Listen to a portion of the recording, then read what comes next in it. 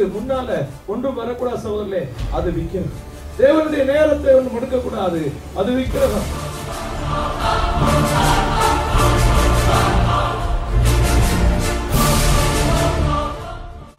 விக்கிரக ஆராதனை அது பிசாசினாலே கொடுக்கப்பட்டிருக்கிற ஆலோசனை. ஆமென். நாங்க விக்கிரக ஆராதனை குறித்து நாங்க படித்துக் கொண்டிருக்கிறோம். விக்கிரக ஆராதனை என்றால் என்ன என்று படிக்கிறோம். எதையெல்லாம் தெய்வத்துக்கு ஒப்பாக கொண்டு வருகிறோமோ அவையெல்லாம் விக்கிரகங்கள் என்று நாங்கள் படித்துக் கொண்டிருக்கிறோம். ஹல்லேலூயா. தேவனுக்கு ஒப்பாக ஒரு பிரதியை உருவாக்கி தேவனுக்குரிய மகிமையை அந்த பிரதிக்கு கொடுக்கிறது விக்கிரக ஆராதனை. ஹல்லேலூயா.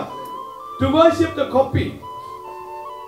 தேவனை விட்டு தேவன் என்று சொல்லி இன்னொரு கொப்பியை நான் ஆராதிக்கிறது விக்கிரக ஆராதனை. இது பிசாசினுடைய ஆலோசனை. ஹல்லேலூயா. ஏன் என்று சொன்னா பிசாசுக்கு இருக்கிற ஒரே ஒரு போராட்டம், தேவனை மனுஷன் மகிமைப்படுத்த கூடாது. இந்த தேவனை மகிமைப்படுத்தின அவர் சொல்ற என்ன தெரியுமா, என்னை நீங்க மகிமைப்படுத்துகிற எந்த ஸ்தானத்திலுமே நான் வந்து உங்களை ஆசீர்வதிக்கவே ஆசீர்வதிப்பேன். நீங்கள் என்னுடைய பிள்ளைகளாய் இருப்பீர்கள், நான் உங்களுக்கு தேவனாய் இருப்பேன். ஹல்லேலூயா. நான் உங்கள் மத்தியிலே உலாவி நான் உங்கள் தேவனாய் இருப்பேன், நீங்கள் என்னுடைய பிள்ளைகளாய் இருப்பீர்கள். பிசாசுக்கு மனுஷன் இந்த இடத்தை எடுக்க கூடாது என்றது ஒரு பெரிய பொறாமை சகோதரர்களே. அவன் இருந்தால் பரலோகத்திலே தேவனோடு கூட இருந்தவன், பரலோகத்திலே தேவனோடு உலாவி கொண்டிருந்தவன். இன்றைக்கு மனுஷனுக்கு கிறிஸ்து மூலமாய் அந்த பரலோகத்தை தேவன் நிர்ணயிச்சிருக்கிறபடினாலே, நியமித்திருக்கிறபடினால் தான் இருந்த அந்த மகிமையை மனுஷன் எடுத்து போடுவான் என்றதுக்காக அவனை தந்திரமாய் எல்லா காரியத்திலும் அவனை விளச்சாட்டி கொண்டிருக்கிறார்.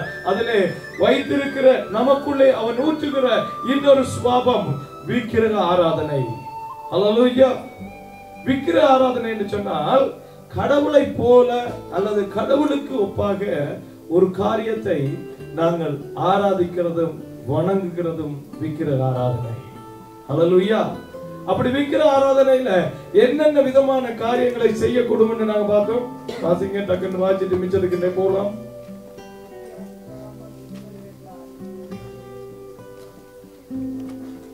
யாத்திரையாகமம் 20:2-6 இதை குறித்து பாருங்க. கர்த்தர் ஆதியிலேயே மனுஷனுக்கு சொல்லிவிட்டார், பிசாசு இப்படி ஒரு தந்திரத்தினாலே எங்களை வஞ்சிக்கும் என்றதை அவர் அறிந்தபடியினார் அவர் அன்பை நாங்கள் விட்டு விலகி விடுவோம் என்றதுக்காக கர்த்தர் ஒரு காரியத்தை கட்டளையா கொடுத்தார். என்ன கட்டளை? என்னை அன்றி எடுத்துக்கொள்ளுங்க. யாத்திரையாகமம்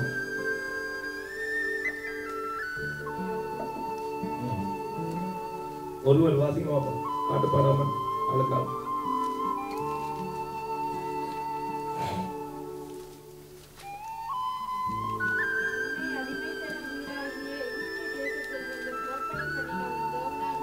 உன்னை அடிமைத்தன வீடாகிய எகிப்திலே. ஏன் அதை ஆண்டவர் சொல்றான்னு நினைக்கிறீங்க? என்னத்தை ஞாபகப்படுத்துகிறார்? என்னத்தை அவர்கள் இருந்ததை ஞாபகப்படுத்தல, என்னத்தை ஞாபகப்படுத்த விரும்புகிறார்கள்? 2 நாட்கள் என்ன? அடிமையாய், அதாவது சுதந்திரமற்றவர்களாய், தங்களுக்கு விரும்பினதை செய்ய முடியாது. என்ன தெரியுமா அடிமைத்தனம்?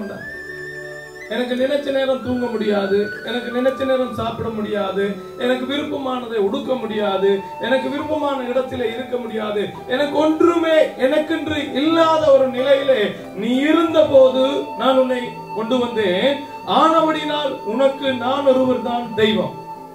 ஹல்லேலூயா. ஹல்லேலூயா. அடிமைத்தன வீடாகிய எகிப்திலே இருந்து வாசிங்க.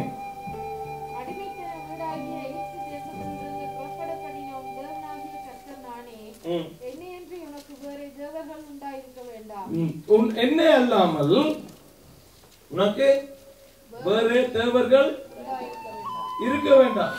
அப்படியானா இந்த பூமியில வேறு தேவர்கள் இருக்கிறாங்களா இல்லையா? இருக்கிறாங்களா இல்லையா? இருக்கிறாங்க. அப்ப இன்றைக்கு ஒரு காரியத்தை லேசா நீங்க பாருங்க.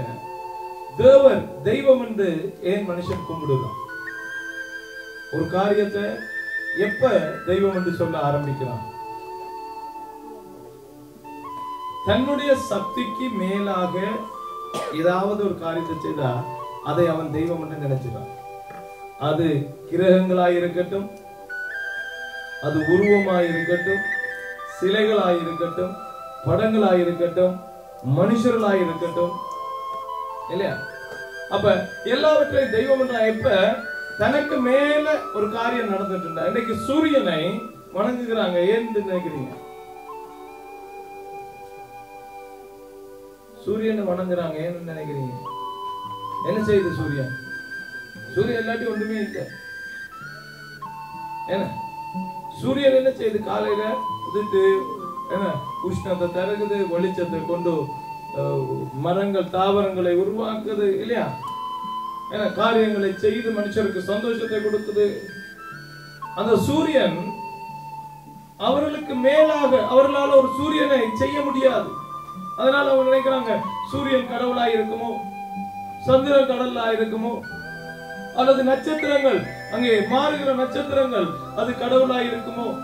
அப்ப அதை தேவர்களாய் மாற்றுகிறார்கள். அப்ப தேவன் படைத்தவற்றையே அவர்கள் செய்கிறார்கள். இவையெல்லாம் படைக்கப்பட்டன, அவற்றை நீங்க சேவிக்க கூடாது என்று கர்த்தர் விரும்புகிறார். ஹல்லேலூயா, ஹல்லேலூயா. அப்ப தேவர்கள் உனக்கு வாசிங்க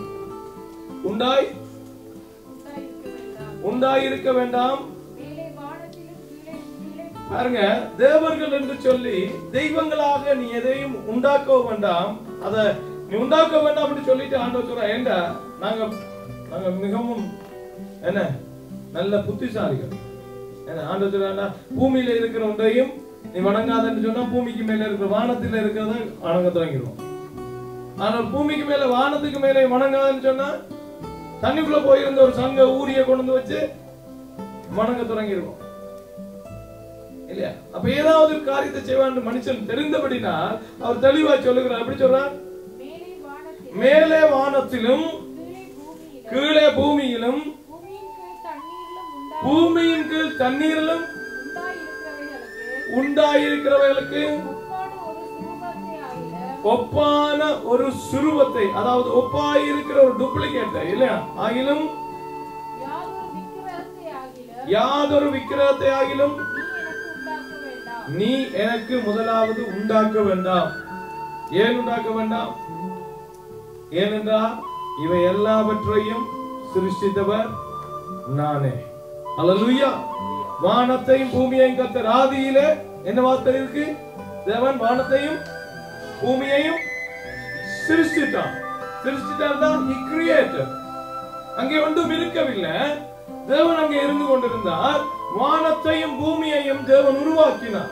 அப்ப வானத்தையும் தேவன் பூமியை உருவாக்கும் போது எல்லாவற்றையும் உருவாக்கி விட்டார். ஆனா அதுக்கு அடுத்த வார்த்தை சொல்லுது, அங்கே வெறுமையும் ஒழுங்கின்மையும் இருந்தது. அதுக்கு இடைவெளியிலே ஒரு பெரிய காரியம் நடந்தது. ஹல்லேலூயா.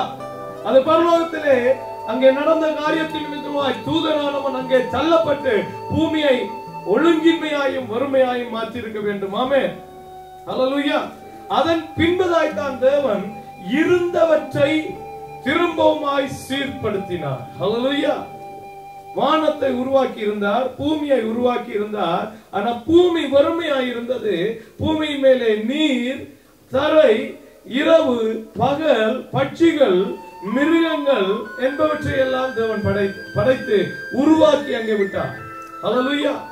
ஆனபடினால எல்லாவற்றையும் நான் உருவாக்கி இருக்கிறபடினால அங்கே இருக்கிறது மாதிரி என்னை நினைக்க வேண்டாம் என்று கர்த்தர் சொல்லுகிறார். ஹல்லேலூயா. ஒரு கல்ல எடுத்து வச்சுட்டு தெய்வம் என்று சொல்லி நாங்க கும்பிட வேண்டாம் என்று சொல்றாங்க. இன்னொரு மிருகத்தினுடைய உருவத்தை வைத்து நீ இதை கும்பிட வேண்டாம் என்று சொல்லுகிறார். ஏனென்றால் நான் ஒன்றும் இவற்றையோ அவற்றையோ போல அல்ல, நான் ஜீவன் உள்ள தேவன். ஹல்லேலூயா. என்னுடைய கண்கள் உலகம் முழுவதும் சுற்றி வருகிற கண்கள்.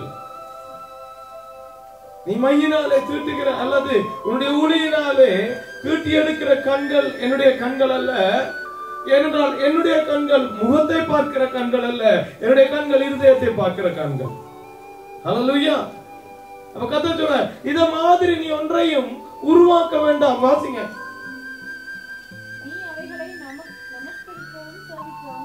ஏன் சொல்லுங்க? முதல் எல்லாரும் சொல்லுவாங்க அது ஒரு ஞாபகத்துக்கு கொண்டு வந்து வச்சேன் தெரியுமா? என்னுடைய வாழ்க்கையில நான் செய்திருக்கிறேன். எத்தனையோ நாட்கள் எத்தனையோ படங்களை எத்தனையோ சுருவங்களை அங்கே வணங்கி இருக்கிறேன். வணங்கி விட்டு யாராவது சுருவத்தை வணங்க கூடாதுன்னு சொன்னா நான் உடனே என்ன தெரியுமா சொல்லிருக்கேன்? அதை நான் வணங்குறது இல்ல, அதை நான் நினைச்சு கொண்டு கர்த்தரை வணங்குகிறேன். யாரு வணங்குறது? அப்படி நான் அப்படி செய்ய, நீங்க எப்படியோ தெரியாது. நான் சுருவத்தை தான் வணங்கினேன், தேவனை நினைக்கவில்லை. ஹல்லேலூயா. ஆண்டவர் நீ அதை செய்ய வேண்டாம். முதல் சொல்றாரு என்ன தெரியுமா? நீ செய்யாத, ஏன்னா நீ செய்தா நீ வணங்குவான்னு எனக்கு தெரியும். கொஞ்ச நாட்கள்ல நீ அதை செய்வாய், அதை வணங்குவாய், அதோடு கூட நீ இடைப்படுவாய், அதை போல நீ மாறுவாய் என்றால் அந்த வேதத்தில் எழுதுகிற மனுஷன் அங்க சொல்றார், விக்கிரகங்களை ஆராதிக்கிறவர்களும் விக்கிரகங்களை போன்றவர்களே. ஏனென்றால் விக்கிரகங்களுக்கு காதிருந்து, அது என்ன விக்கிரமாயும் இருக்கட்டும், எந்த உருவமாயும் இருக்கட்டும், எதை போன்ற வடிவத்திலேயும் இருக்கட்டும், ஆனா அதுக்கு காதிருந்தும் அது கேட்காது. ஹல்லேலூயா. வாயிருந்தும் அது நான் அழுகிறேன் என்று சொல்லி ஒரு தடவை வாய் திறந்து பேசினதில்லை. அதுக்கு மூக்கு வைத்திருக்கிறார்கள், ஆனால் அது முகர்க்கிறதில்லை. அது என்னை தொட்டு பார்க்க அவருடைய கையை உயர்த்துகிறதும் இல்லை. ஹல்லேலூயா. அதனால நீ அதை செய்ய வேண்டாம். ஆண்டவர் சொல்றார் முதல், don't do that, don't create anything. என்னை போல ஒன்றை நீ செய்ய வேண்டாம், செய்ய வேண்டாம். அதுக்கு பிறகு சொல்றாரு தெரியுமா? நீ அதை நமஸ்கரிக்கவும் வணங்கவும் வேண்டாம். நான் செய்து வச்சுட்டு கொஞ்ச நாளையால அது நமக்கு அப்படியே வரும். நான் ஒரு 1000 ways to die என்று சொல்லி ஒரு சீரிஸ் ஒன்று பார்த்திருக்கீங்களா? 1000 விதம் இருக்கிறது மரிக்கிறதுக்கு சொல்லி அங்கே ஒரு சிற்பி ஒருவனுக்கு சிற்பம், நான் சொன்னேன் இல்லையா, சிற்பம் செய்ய ஆசை. கல்லிலே ஒரு பெரிய அழகிய ஒரு பெண்ணை ஒரு அற நிர்மாணத்தோட அவன் சிதைச்சு வந்து அது அரவாசியில இருக்கும் போது அதை பார்த்து அவனுக்கு பெரிய சந்தோஷம். அவன் வாழ்க்கையில கனவு ஒன்றுலாம் போன நல்ல ஒரு சித்தியா வரணும்.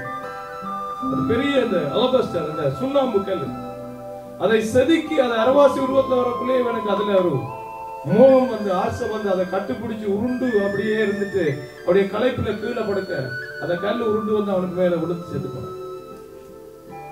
There's another way to die. 1000 ways இல்லையா? 1000 விதத்துல ஒரு விதம் தான் செதுக்கின சிப்பம் மேலுக்கு விழுந்து செத்து போனான். தான் நேசிச்சு காதலிச்சு அதோட உறவாடி அதால மரிச்சான். ஹல்லேலூயா. அப்ப தேவன் சொல்லுகிறார், நீ அதை செய்யவும் வேண்டாம் வணங்கவும் வேண்டாம். ஏனென்றால் வாசிங்க மிச்சத்தை.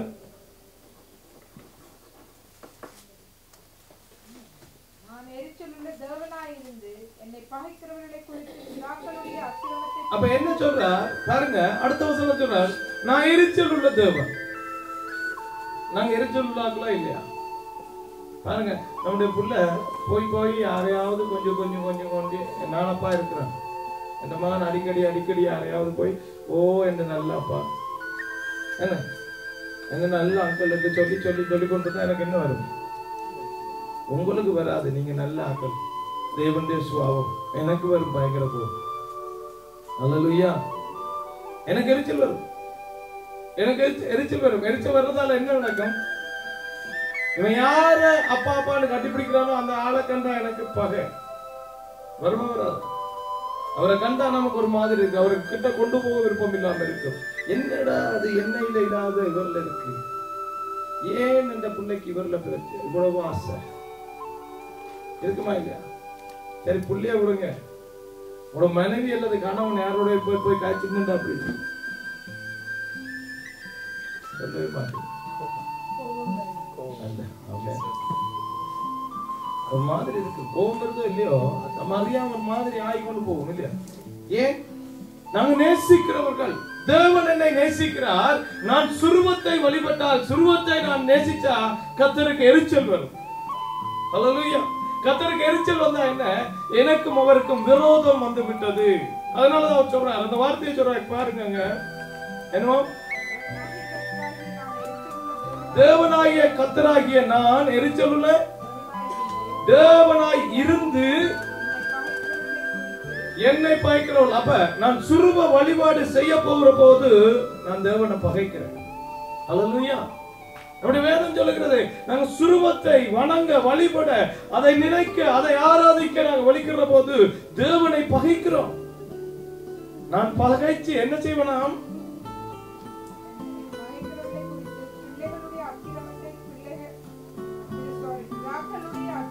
பிதாக்களுடைய அக்கிரமத்தை பிள்ளைகளிடத்திலும். அல்லேலூயா. அங்க விக்கிர ஆராதனை பண்ணி கர்த்தருக்கு விரோதமா மாறினா சந்ததி சந்ததியா குறைஞ்சது 3 அல்லது 4 தலைமுறைக்கு அதை பற்றி நான் காரியம் கணக்கு செய்வேன் என்று சொல்றாரு கர்த்தர். அல்லேலூயா. அப்ப நம்முடைய பிள்ளைகள் மேலே சாபங்கள் வராதபடிக்கு, நம்முடைய சந்ததியின் பேரிலே கர்த்தர் ஒரு காரியத்தை விசாரிக்காதபடிக்கு, நம்முடைய சந்ததியில வர்ற பிள்ளைகளுக்கு மேலே சாபக்கட்டுகள் வராதபடிக்கு கர்த்தர் சொல்றார், அதை செய்ய வேண்டாம். அல்லேலூயா. அப்ப விக்கிரகங்களை செய்ய வேண்டாம்னு சொன்னபடினால, அப்ப விக்கிரகங்கள் என்ன முறையில இருக்கிறது என்று பார்த்தோம். சீக்கிரமா பார்க்கலாம். நாங்க முதலாவது இல்ல எஸ்ஐயா 44:9 வரை வாசிச்சோம். வாசிக்க தேவையில்ல, சொல்லுங்க. நாங்க இப்ப 2 கிழமை 3 கிழமை வாசிச்சோம். வீணரா இருப்பாங்க.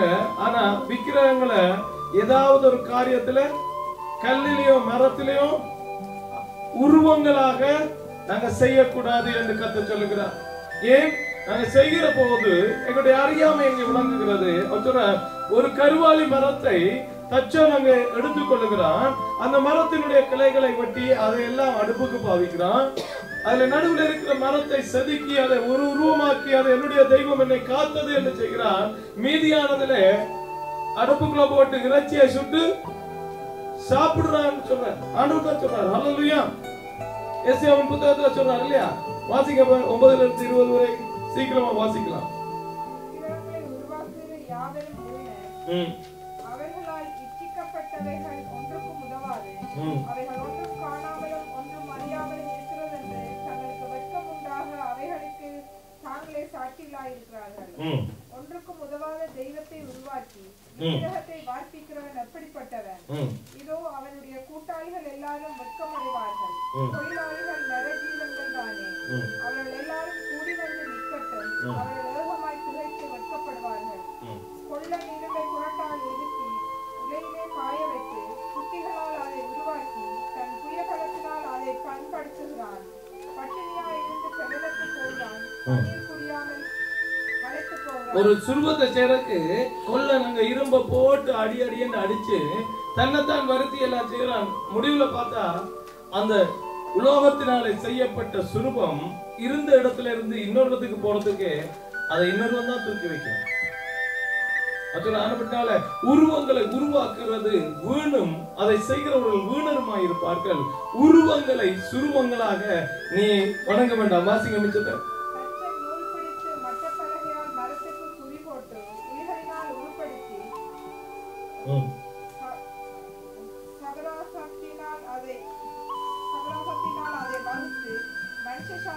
மனுஷரூபத்தின்படி உருவமாக்குகிறான். அதை கோவிலிலே நாட்டி வைக்கிறான்.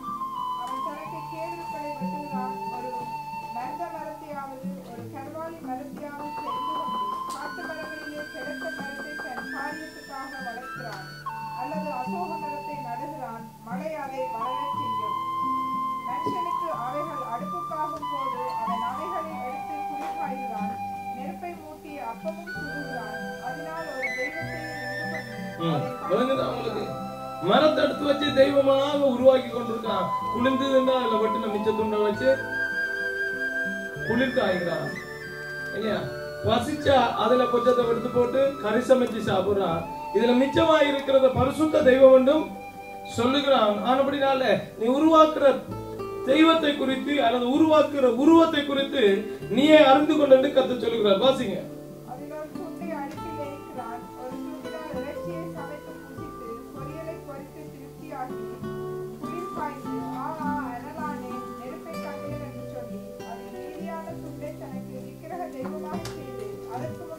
அதை வணங்கி நீ என் தெய்வம், என்னை ரட்சிக்க வேண்டும் என்று அதை நோக்கி மன்றாடுகிறான். அறியாமலும் உணராமல் இருக்கிறார்கள். காணாதபடிக்கு அவர்கள் கண்களும் உணராதபடிக்கு அவர்கள் இதயமும் அடைக்கப்பட்டிருக்கிறது. அதை காதியை அடுப்பி நெருப்பேன். அதை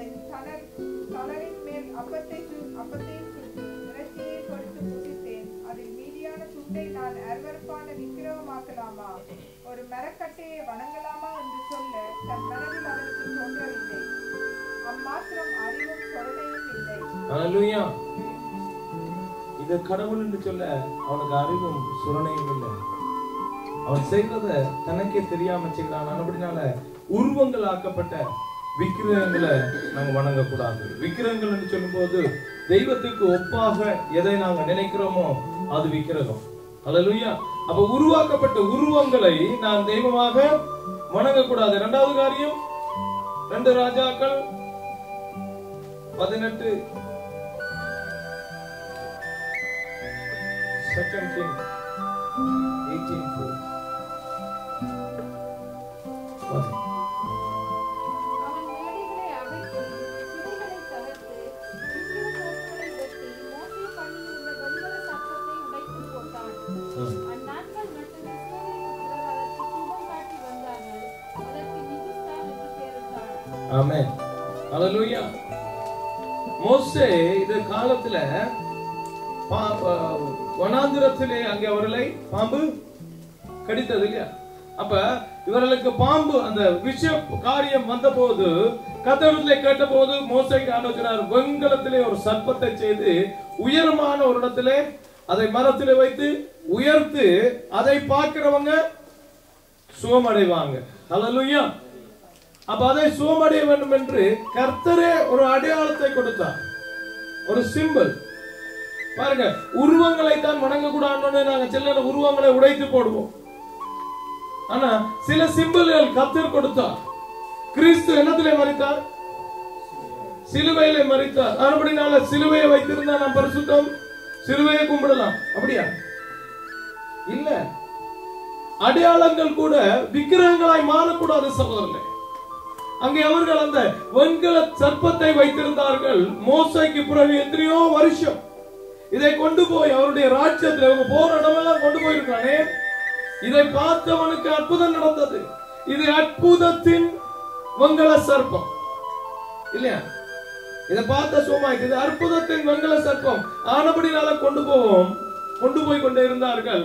ஆனால் அங்கே ராஜா அதை உடைக்கும்படிக்கு எல்லா விக்கிரத்தோப்புகளை உடைக்கிற போது அவன் பார்த்தான், இதுவும் ஒரு விக்கிரமா இருக்கிறபடினால் அதையும் அவன் உடைத்து போட்டான். ஹல்லேலூயா. அப்ப சிலுவை எங்களுக்கு அடையாளமே தவிர சிலுவை நாங்கள் வணங்குகிற ஒரு விக்கிரகம் அல்ல. ஆமென். சிலுவையை நாங்க வணங்க முடியாது. நீங்க போய் சிலுவையை, நான் சொன்னேன், எனக்கு தெரியும் அநேக தடவைகள்ல பிசாசு திறத்திர இடத்துல இருந்திருக்க, பிசாசு திறந்திருக்கிறார். நீங்க 7 மணி நேரம் ஒரு சிலுவையை காட்டி பாருங்க, இங்க ஓடுதான். You try. That is only a Hollywood movie. என்ன விளங்குதா? அது டிராகுலா படத்துல இருந்து வந்த கதை. அதெல்லாம் ஒன்று நடக்காது இல்லையா? சிலுவையினால பிசாசு தடுக்க முடியாத சகோதரே, சிலுவையில தேவன் பிசாசை ஜெயித்தார். ஹல்லேலூயா. அந்த விசுவாசம் என்னுடைய இருதயத்தில் இருக்குமானா நான் வாயினால இயேசுவின் நாமத்திலே போன்னு சொல்லக்குள்ள பிசாசு போ. ஆமென். ஹல்லேலூயா. இன்னைக்கு அடையாளங்களை குறித்து கவனமா இருங்க. நான் ஒரு அடையாளம் போட்டிருக்கனால நான் எல்லாம் பரிசுத்தமாயிரும்னு நினைக்காதீங்க. என்ன பாருங்க, கிராஸ் நான் போட்டிருந்தா நான் நினைச்சிட்டு இருக்கோம் அது நமக்கு பாதுகாப்பு. அப்படியே இல்ல சகோதரனே. கர்த்தர் வீட்டை காக்காவிட்டால் காக்கருடைய பாடு விருதா. அந்த வீட்டை சுத்தி வைத்திருக்கிற எந்த அடையாளமா இருந்தாலும் அது காக்காது இல்லையா? ஹல்லேலூயா.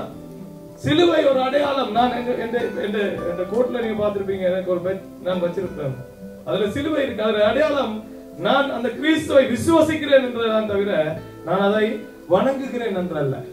ஹல்லேலூயா. அப்ப அடையாளங்களை கூட நாங்க வணங்க கூடாது. மூன்றாவது deuteronomy உபாகமம் 4:19 வாசிங்க.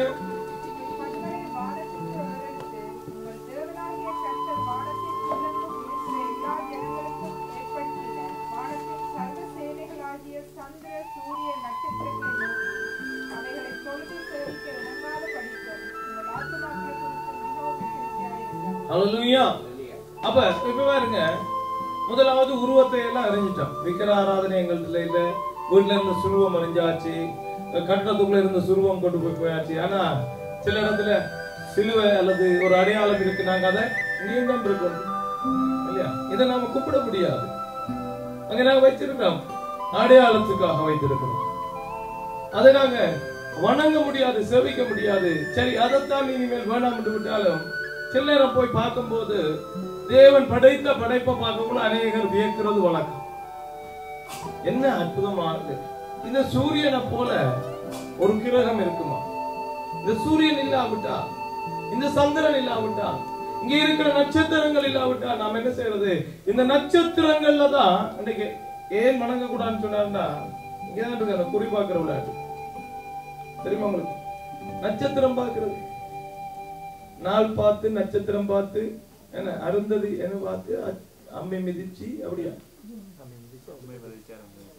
அம்மி மிதிச்சு அருந்ததி பார்த்து என்னத்த பார்த்தாலும் என்ன அவரும் அவவும் சந்தோஷமா இல்லாட்டி இல்லதான்.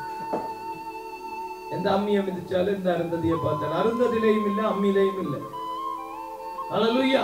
சிலர் சொல்லுவாங்க, நீ இந்த நட்சத்திரம், என்ன அவர் அந்த நட்சத்திரம், அதனால வர இல்ல. இல்ல சகோதரர்களே, நட்சத்திரங்கள் நம்முடைய வாழ்க்கையை நிர்ணயிக்கிறது இல்ல. அதை நாங்க வணங்க கூடாது. அதற்கு சில நேரம் சொல்லுவாங்க, உனக்கு இந்த நட்சத்திரமா இருக்கக்கூடிய இதுல ஒரு கண்டம் இருக்கு, ஆனபடினால அந்த நட்சத்திரத்துக்கு ஒரு பூஜை செய்ய வேண்டும். எந்த நட்சத்திரத்துக்கு? எந்த நட்சத்திரத்துக்கு பூஜை செஞ்சாலும் என்னுடைய வாழ்க்கையை கத்தரிடத்தை கொடுத்து கத்தர் மாத்தாவிட்டால் ஒரு நாள் காரியம் நடக்காது. அல்லேலூயா. இன்னைக்கு கிறிஸ்தவர்கள் போய் பார்க்கறாங்க, தெரியுமா உங்களுக்கு? மோசேக்கு கத்தர் சொன்ன முதல் காரியம், உள்ளுக்குள்ள கானானுக்கு போகும்போது எல்லாம் குறி பார்க்கிறவனே, நாள் பார்க்கிறவனே வெட்டி போடணும். நாங்க நட்சத்திரம் பார்க்கிறதே இல்லை, சாத்திரம் பார்க்கிறதே இல்லை. ஆனா நீங்க எத்தனாம் தேதி பிறந்தீங்க? 31. அப்ப நீங்க 4ஆம் நம்பர். அப்பாடா, பழக்கமே நல்லா இருக்கா?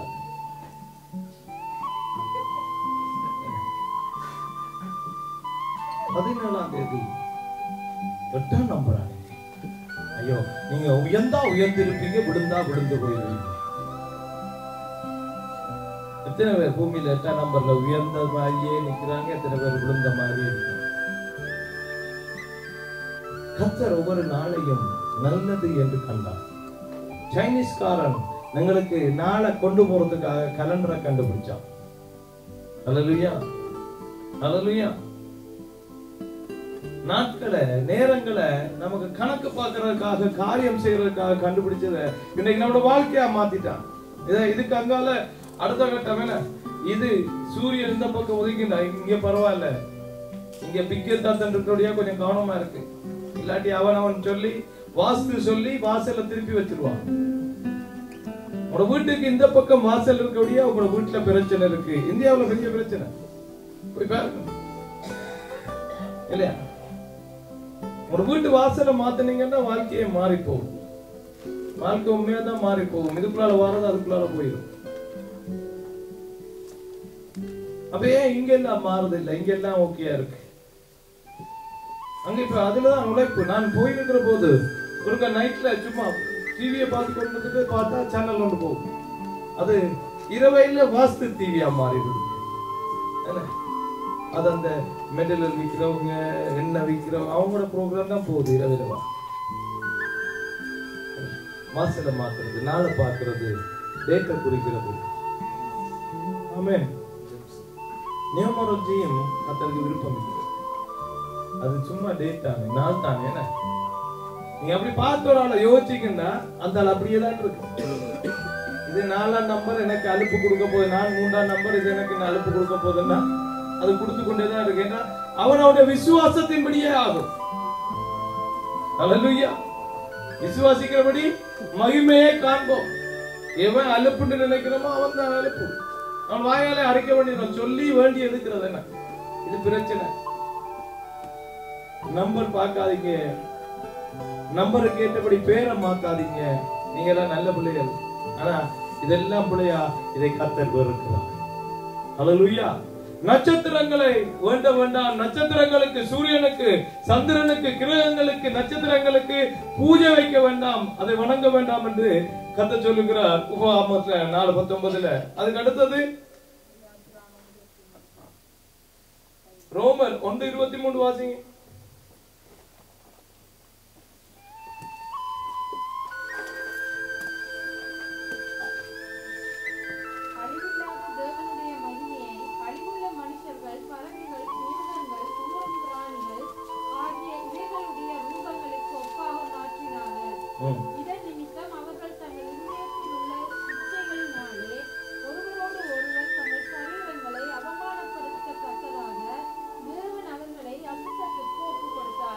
ஏன் தேவன் மனுஷரை அசுத்தத்துக்கு ஒப்பு கொடுக்கிறார் பாத்தீங்கன்னா, அசுத்தமான காரியங்கள் என்ன தெரியுமா உங்களுக்கு? யூரோப்ல எல்லாம் அல்லது வெஸ்ட் நாடுகள்ல எல்லா மேலை தேசங்கள்ல எல்லாவற்றிலும் நிர்வாண பரேட் நடக்கிறது தெரியுமா உங்களுக்கு? ஒரு நாளை குறிச்சு ஜெர்மனில, பிரான்ஸ்ல, இங்க அங்க இங்க எல்லாம் இங்க இன்னும் வரலையாகும். என்னது? தாங்க நிர்வாணமாய் தெருவுல போறதுக்கு ஒரு நாளை குறிச்சு வச்சுதான். அது நிர்வாணமாய் மாத்திரமல்ல, அலங்கோலமாய் ஆணோடு ஆண் பெண்ணோடு பெண் சேர்ந்து ஊர்வலமாய் போய் தங்கிற காரியங்களை வெளிப்படுத்த வேண்டும் என்று விட்டிருக்கார். அதை கத்த விட்டிருக்கார். இது இப்படியே அழிஞ்சு போகட்டும். சோதம் குமாராவை அழித்தது போல நான் அழிக்க வர போறேன். ஆதியிலே நடந்ததுதான் திரும்பவும் நடக்கும். ஆதியில அவங்க அப்படியெல்லாம் செய்துட்டு இருந்தாங்க. இப்ப அது நடக்க ஆரம்பிச்சிருக்கிறது. அழிவு முடிவுக்கு வந்திருக்கிறது. ஹல்லேலூயா. அப்ப ஏன் இது வந்தது தெரியுமா? இதனுடைய ஆரம்பம் எங்கே என்று பார்த்தா, அவர்கள் மிருகங்களுக்குரியவற்றை மிருகங்களை போல மிருகங்களை வணங்க ஆரம்பித்தார்கள். உருவங்களை மிருகங்களை வணங்குறாங்க. அந்த மிருகம் சில இடத்துல போய் பாத்தீங்கன்னா பெரிய பயங்கரமா இருக்கும் இல்லையா? மிருகங்களை தாங்க தெய்வங்கள் என்று சொல்லி அதை கும்பிட்டு கொண்டிருக்கிறாங்க. விஷப்பூச்சிகளை அங்கே ஆராதிச்சு கொண்டிருக்கிறாங்க. தேவன் அதனால மனுஷரை அசுத்தத்துக்கு ஒப்பு கொடுக்கிறார். அப்ப மிருகங்களுக்கு ஒப்பாக நாங்க உருவங்களை செய்யக்கூடாது, மனுஷருக்கு ஒப்பாக நாங்க உருவங்களை செய்யக்கூடாது இல்லையா? உருவங்களை செய்து அதை வணங்க கூடாது என்று சொல்லுகிறார். இன்றைக்கு நாங்க அச்சஸ்தவர்களை செய்து வச்சிருக்கோம் இல்லையா? புனிதர்களை நாங்க செய்கிறோம். ஏன்? எங்களுக்கு ஒரு ஞாபகத்தை செய்யறோம். ஆனா என்ன செய்யறோம்? அடிக்கடி அவர்களை போய் நாங்க வணங்குறோம். ஆனா ஆண்டவர் சொல்றார், நான் எரிச்சல் உள்ள தேவன், நான் என்னை அல்லாமல் ஒருவனும் பிதாவின் இடத்திலே வர முடியாது என்று இயேசு சொன்னார். நாங்க என்ன கேட்போம்? மரியாதை என்று நினைத்து கொண்டு நாங்க உருவங்களை செய்து வச்சிருக்கோம். எங்களுக்கு ஒருவருக்கு தெரியாது அந்த உருவம் தான் மரியாதை. இயேசுவை குறித்து படம் கறி வைத்திருக்கிறோம், படமாய் அல்லது உருவமாய் செய்து வச்சிருக்கிறோம். எங்கள் ஒருவருக்கும் தெரியாது இயேசு அப்படிதான் இருந்தாரா. அப்ப உருவத்தை நான் போய் வணங்குகிறதை தேவன் விரும்பவில்லை. என்னன்னா, அவர் பெரிய தேவன். ஹல்லேலூயா. அவர் வல்லமை உள்ள தேவன். நம்மை ஒரு நொடி பொழுதிலே ஆக்கி அழிக்கத்தக்கதான ஒரு வல்லமை உள்ள தேவனை ஒரு சிறிய உருவமாக அல்லது என்னுடைய சித்திர வடிவமாக எனக்கு தெரிந்த முறையிலே ஒரு தெய்வத்தை கொண்டு வைக்கிறதை தெய்வம் விரும்பவில்லை. ஹல்லேலூயா.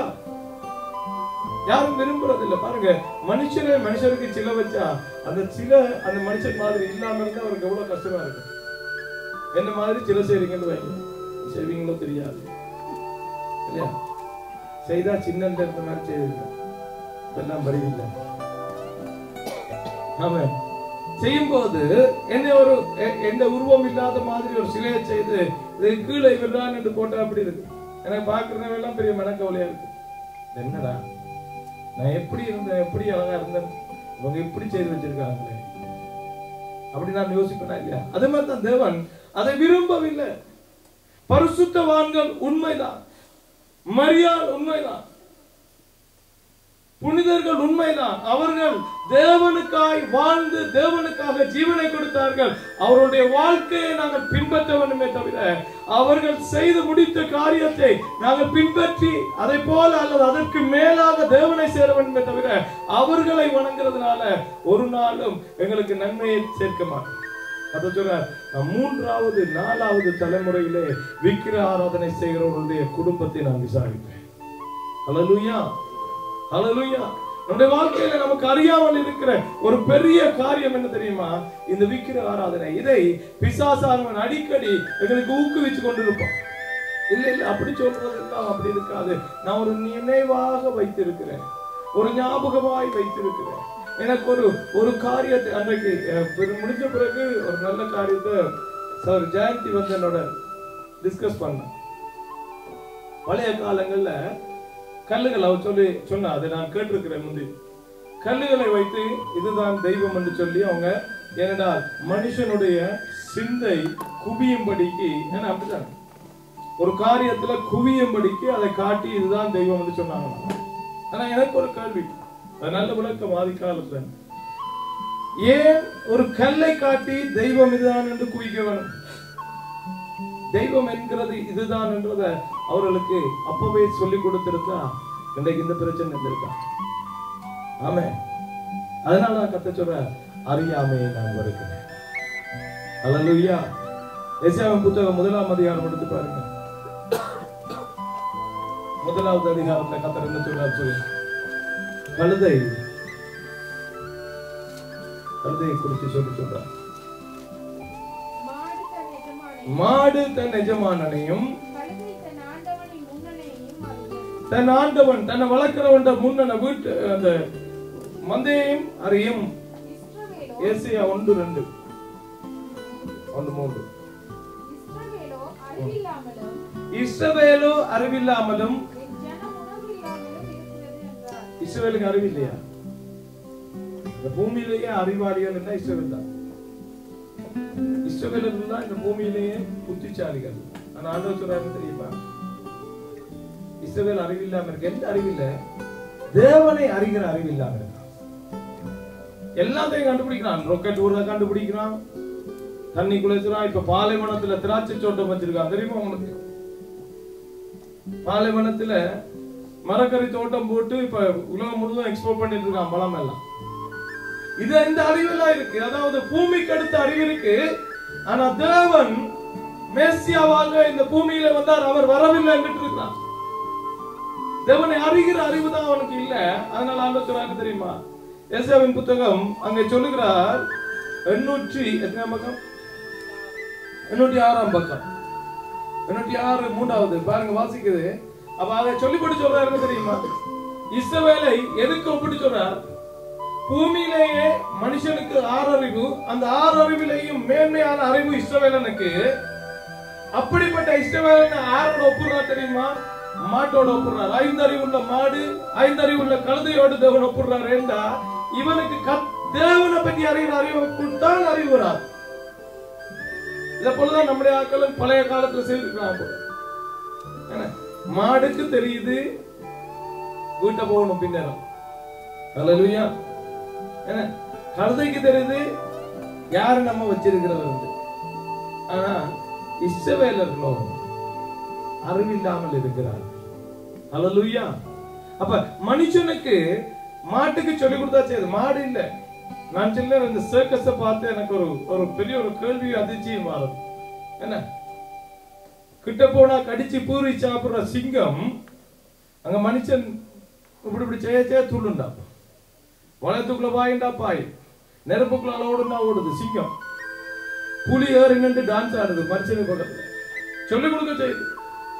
யானை என்ன, யானை குட்டி சின்ன ஸ்டூல்ல இருந்து சுத்தி சுத்தி டான்ஸ் ஆடுது.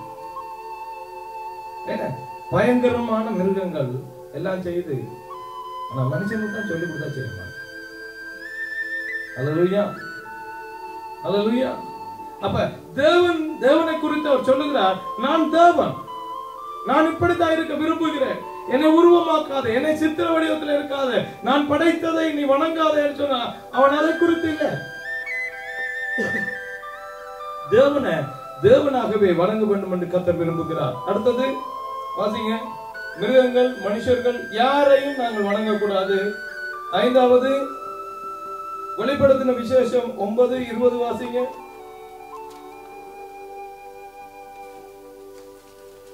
மத்தேயு 4:9-10. அந்த வாதைகளால் கொல்லப்படாத 9:20 9:20 பிரவாதிகளால் கொல்லப்படாத மற்ற மனுஷர்கள் பேய்களையும் பொன் வெள்ளி செம்பு கல்நடம் என்பவர்களால் செய்யப்பட்டவர்களாயும் காணவும் கேட்கவும் நடக்கவும் மாட்டாதவர்களால் இருக்கிற விக்கிரகங்களையும் வணங்காதபடிக்கு தங்கள் கைகளின் கிரிகளை விட்டு மனம் திரும்பவில்லை. பேய்களை வணங்கினாங்களா? பேய்களையும் வணங்க கூடாது. இப்ப நாங்க இப்ப பேய் வணக்கம் அதிகரித்து கொண்டு வருது. ஏன்னா பேய் அற்புதம் செய்யும். அல்லேலூயா. பேய் அதிசயம் செய்யும். ஏன்னா பேய்கிட்ட கேட்டா சொல்லும் தெரியுமா, அங்க சூனியம் வச்சிருக்கு தெரியுமா உங்களுக்கு? அதனால நாம சொன்னாங்க, இயேசுவுக்கு சொன்னாங்க, உன் பேய்களின் தலைவன் பேய வச்சுட்டு பேய திறத்துறாருன்னு சொன்னாங்க. பெரிய பேய் வந்து சின்ன பேய திறத்திட்டு உட்காரு. தெரியுமா உங்களுக்கு? எல்லாம் இருக்கு. பேய்கிட்ட கேட்டா எல்லாம் ஆடி எல்லாம் கொடுத்துட்டு கேட்டீங்கன்னா சொல்லுவேன், என்ன நடந்தது, எப்ப வந்தது, எது வந்தது, ஏன் நடந்தது. ஆனா என்ன நடக்க போறது மாத்திரம் தெரியாது. அல்லேலூயா. நடந்தது நடக்கிறதும் தெரியும். இங்க வேதத்துல சொல்றது, சில பேர் பேய வணங்குனாங்க. இப்ப பேயினுடைய வழிபாடு பெரிதாகி கொண்டு வருகிறது. ஐரோப்பாவில எல்லாம் பயங்கரம். இப்ப நோவையில ஒரு காரியம் நடந்து கொண்டு இருக்கு. கோல்போர்ட்ல ஒரு பெரிய சாட்டானிக் டெம்பிள் புதுசா கட்டிருக்கான், கருப்பா இருக்கு. இப்ப எல்லாம் கருப்பா இருக்கு, வார காலத்துல வெள்ளையாவே இருக்கு. அழகா சென்னையில வெள்ளையா இருக்கு, சர்ச் இருக்கு, அழகா இருக்கு. அதுக்குள்ள இருக்கிறவர்கள் எல்லாம் நீங்க சட்டன் இடங்களுக்கு போனால் இங்க எப்படியோ தெரியாது. நான் சில புத்தகங்களை நான் வாசிச்சேன். இங்கிலாந்துல அமெரிக்காவில் இருக்கிற இடங்கள்ல மிகவும் பிரபல்யமானவர்கள், ஃபேமஸ் கிரவுட், அது மிகவும் மிகவும் புகழ் பெற்றவர்கள், காரியம் செய்கிறவர்கள் பிசாசோட இருக்கிறார்கள். பிசாசு அவர்களை ஆசீர்வதிக்கிறது. பிசாசுக்காக வேண்டுதல் செய்றவங்க இருக்காங்க. ஏன்னா பூமியில பணம் வேணும்னு சொல்லி என்னுடைய நண்பர் ஒருவர் இங்க இருந்தார். அவர் இப்ப இல்ல, அவருக்கு ஒரு ஃப்ரெண்ட் சிங்கப்பூர்ல இருந்தவர். இவர் அவரை பார்க்கும்படி போயிருந்தாராம். அவர்கள் பேயை வசி பண்றவருக்கு தெரியாது. காலை வேளையில உருவெடுத்து ஆடுவார். ஆடி எல்லாமே செஞ்சு அவர் சொல்றாராம், பிசாச வணங்கு, என்னை ஆசீர்வதிக்கிற மாதிரி ஆசீர்வதிக்க தன்னை தன்னை இதெல்லாம் அடிச்சு காலையில என்ன சத்தம் கேட்குதுன்னு போய் பார்த்துட்டு வசி பண்றாரு. தமிழ் நண்பர். பிசாசை வணங்க கூடாது சொல்ல, அது ஒரு விக்கிர ஆராதனை. அடுத்தது கொலோசியர் 2:18 வெளிப்படுத்தின விசேஷம் 22:8-9. இந்த வசனங்களை போய் ஒருக்கா திரும்பி பாருங்க. திருப்பி நான் பேசிக் கொண்டிருக்கிறேன். இந்த காரியத்துல நமக்கு மட்டுமில்ல, அநேகருக்கு விடுதலை வருவேன். அல்லேலூயா. அநேகர் நாங்க வேதத்தின் அடிப்படையில விடுதலை ஆக்கப்பட வேண்டியிருக்கிறபடினால் எங்களுடைய ஆசீர்வாதங்கள் எங்களை தொடர்ந்து வந்து எங்களுக்கு வெற்றியுள்ள ஒரு மனமகிழ்ச்சியின் வாழ்க்கையை தரும்படிக்கு நாங்க இதை தெரிஞ்சு வச்சிருக்கோம். வாசிங்க. கணுக்களாலும் கட்டுகளாலும் உதவி பெற்று இணைக்கப்பட்டு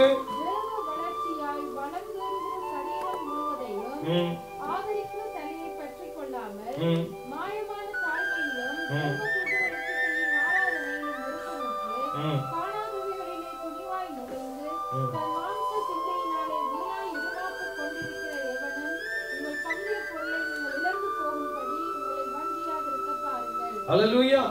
கணுக்களாலும் கட்டுக்களாலும் நம்மை இறுக கட்டிக் கொண்டிருக்கிற கிறிஸ்துவாகிய தலையை நாங்கள் பெற்றுக்கொள்ளாம கிறிஸ்துவுக்கு பணிவிடை செய்கிற தேவனுக்கு பணிவிடை செய்கிறதும் எங்களுக்கு பணிவிடையாக கொடுக்கப்பட்டிருக்கிற சம்மனசுகளும் சொல்லுவாங்க. இல்லாட்டி தேவதூதர்களை நாங்க வணங்க கூடாது என்று வேதம் சொல்லுது. அல்லேலூயா. என்ன நம்ம தேசத்துல அது பெரிய வளர்ச்சி. இளவரசி அதான் செய்யறா. தெரியுது என்ன? ஏஞ்சல் ஸ்கூல் வச்சிருக்க, ஏஞ்சலோட கதைக்கிற ஸ்கூல் வச்சிருக்க, ஏஞ்சலோடு வேலை செய்யறது. ஆனா வேதம் சொல்லுது, நாங்க அவர்களை நியாயம் தீர்ப்போம். அல்லேலூயா. ஏன் ஏஞ்சல கும்பிடக்குள்ள ஒரு நாளும் பாவம் செய்யற மாதிரி குல செய்யற மாதிரி தெரியாது. ஏனென்றா அது பரலோகத்துல இருக்கிற தூதர்கள் தானே. ஆனா போய் பாருங்க, வெளிப்படுத்துற விசேஷம் பாருங்க 22:8-9. யோவானாகிய நானே பாருங்க. யோவான் தன்னை குறித்து அந்த இடத்துல கொஞ்சம் பெருசா சொல்றேன் தெரியுமா? இந்த பூமியினுடைய கடைசி காலத்தினுடைய முழு வழிபாட்டையும் பெற்றுக்கொண்ட யோவான். அல்லேலூயா. சும்மா யோவான் இல்ல, ஒருவருக்கும் கொடுக்கப்படாத ஒரு பெரிய வழிபாட்டை, கடைசி நாட்களுடைய அதிசயமான வழிபாட்டை பெற்றுக்கொண்ட யோவானாகிய நானே. Very special disciple. எல்லாரும் ரத்த சாட்சியா மரிச்சு போனாங்க. ஆனா எனக்கு கர்த்தர் பெரிய சாட்சி கொடுத்து கொண்டிருக்கிறார். எனக்கு பெரிய காரியங்களை காட்டிருக்கார். என்னத்தை காட்டினாலும் அந்த புத்தி சரிவரையில் என்று சொல்லுவாங்க. அல்லேலூயா. யோவானாகிய நானே இவைகளை கண்டும் கேட்டும் இருந்தேன். நான் கேட்டு கண்டபோது இவைகளை எனக்கு காண்பித்த தூதனை வணங்கும்படி அவன் பாதத்தில் விழுந்தேன். யோவானாகிய யோவானே ஒரு தூதன் பாதத்துல விழுந்தா நாங்க எல்லாம் பாதத்துல விழுந்துட்டு பாவம் என்று நினைப்போம். யோசிச்சு பாருங்க. ஒரு தூதன் கண்டோடனே நான் கும்பிட்டு ஐயோ தூதனை என்று வணங்குறது பாவம் மாதிரி என் மனசு சொல்லுமா?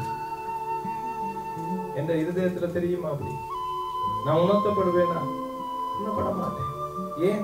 பரலோகத்துல இருக்கிற ஒரு சிருஷ்டி, தேவனோடு உலாவுகிற ஒரு படைப்பு, தேவனுக்கு ஒத்தாசையா இருக்கிற தூதன். அப்ப தேவனுடைய தூதனை வணங்குறதுல என்ன பிள்ளை? ஆனா வேதம் சொல்லுது வணங்க வேண்டாம். அல்லேலூயா. ஏன்? தூதனை நாங்க வணங்க வணங்க வணங்க தேவன் அப்படியே விட்டுருவோம். தூதன் அல்ல நமக்காக சிலுவையிலே அடிக்கப்பட்டது, நமக்காக அடிக்கப்பட்டது தேவன். அல்லேலூயா. அப்ப பாருங்க, யோவானாகிய நானே வெளிப்படுத்தின விசேஷம் எத்தனையாவது பக்கம்னு சொல்லி வாசிங்க. எல்லாரும் வாசிக்கிறீங்க. புதிய ஏற்பாடு 355 கடைசி பக்கம். கடைசி பக்கம் வேதத்துடைய கடைசி பக்கம் 22 அதிகாரம் 8-9 வாசிங்க. நானே யோவானாகிய நானே இவைகளை கண்டும் கேட்டும் இருந்தேன். நான் கேட்டு கண்டபோது இவைகளை எனக்கு காண்பித்த தூதனை வணங்கும்படி அவன் பாதத்தில் விழுந்தேன். அதற்கு அவன், நீ இப்படி செய்யாதபடிக்கு பார். நல்ல தூதன். அல்லேலூயா. அந்த தூதன் என்ன தெரியுமா சொல்றான்? நீ இப்படி வணங்க கூடாது, நீ இப்படி செய்யாதபடிக்கு பார்த்துக்கொள்ளு, கவனமா இரு. உன்னோடும் உன் சகோதரரோடும் தீர்க்கதரிசிகளோடும் இந்த புத்தகத்தின் வசனங்களை கைக்கொள்ளுகிறவர்களோடும் கூட நானும் ஒரு ஊழியக்காரன். அல்லேலூயா. ஏன் நாம் வணங்க கூடாது? அவங்களும் நாங்களும் ஒரு ஊழியக்காரன். ஆமென். அவர்கள் எங்களுக்காக ஊழியம் செய்ய அனுப்பப்பட்டிருக்காலே தவிர அவர் செய்கிற ஊழியத்தை கண்டு நாங்க அவங்களை வணங்க கூடாது. அல்லேலூயா. அடுத்தது அப்போஸ்தலர் 10:25-26 வாசிங்க. புனிதர்களை நாங்க வணங்க கூடாது, பரிசுத்தவான்களை அற்புதம் செய்யறவங்களை நாங்க வணங்க கூடாது. அவரை பின்பற்றலாம், அவருடைய சத்தியத்தை நாங்க கேட்கலாம், ஆனா அவர்களை நாங்க வணங்க கூடாது. அப்போஸ்தலர் நடவடிக்கை 10ஆம் அதிகாரம் 25-26 வாசிங்க.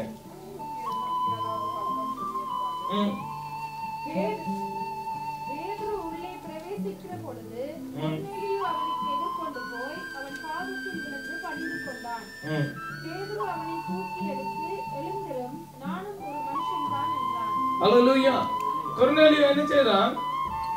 பேதுரு யாரு? பேதுரு யாரு? பரிசுத்த அப்போஸ்தலன் இல்லையா? பெரியப்பர் அப்படியா? ராயப்பர் ராயப்பர் இல்லையா? அருளப்பர் யோவான். அப்ப யாரு? அச்சஸ்டவர், புனிதர், தேவனுடைய அப்போஸ்தலன். அவனுடைய பாதத்தில் அவன் விழுந்த போது அவன் சொன்னா என்ன தெரியுமா? நீ என்ன வணங்க கூடாது. 26 வாசிங்க. பேதுரு அவனை தூக்கி எடுத்து, எழுந்திரும், நானும் ஒரு மனுஷன் தான் என்றான். பாத்தீங்களா? அப்ப உண்மையான பரிசுத்தவான்கள் என்ன சொல்றாங்க? பரிசுத்தவான்கள் ஒரு நாளும் கேட்கல தங்களை வணங்க சொல்லி. செயின்ட் ஒரு நாளும் சொல்லல என்ன நீங்க வணங்குங்க. அவங்க சொன்னதெல்லாம் இயேசுவை பின்பற்றுங்க, இயேசுவுக்காக நான் கல்லறைப்பட்டேன், இயேசுவுக்காக சிலுவையிலே நான் தலைகளாக அடிக்கப்பட்டேன், இயேசுவுக்காக நான் அம்புகளை வேண்டிக் கொண்டேன், இயேசுவுக்காக என்னுடைய தலை சிரச்சேதம் செய்யப்பட்டது. ஒரு நாளும் என்ன வணங்காதீங்க, பாருங்க, இந்த ஃபர்ஸ்ட் ஸ்டெப்ல இருக்கிற அப்போஸ்தலர் எல்லாருமே சொல்லிருக்காங்க, நீங்க எங்களை கும்பிடாதீங்க. ஹல்லேலூயா. அப்ப நாங்க ஏன் செய்கிறோம்?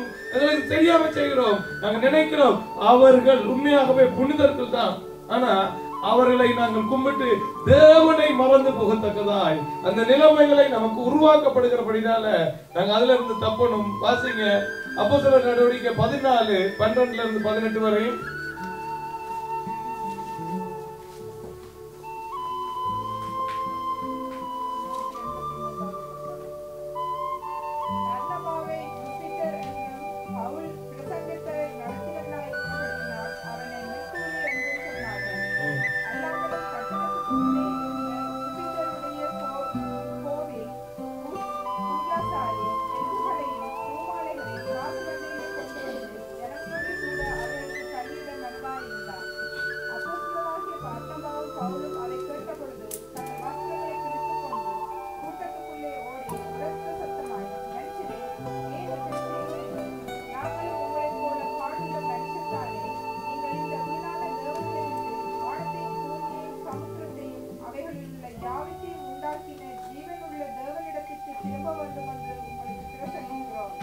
ஆமென்.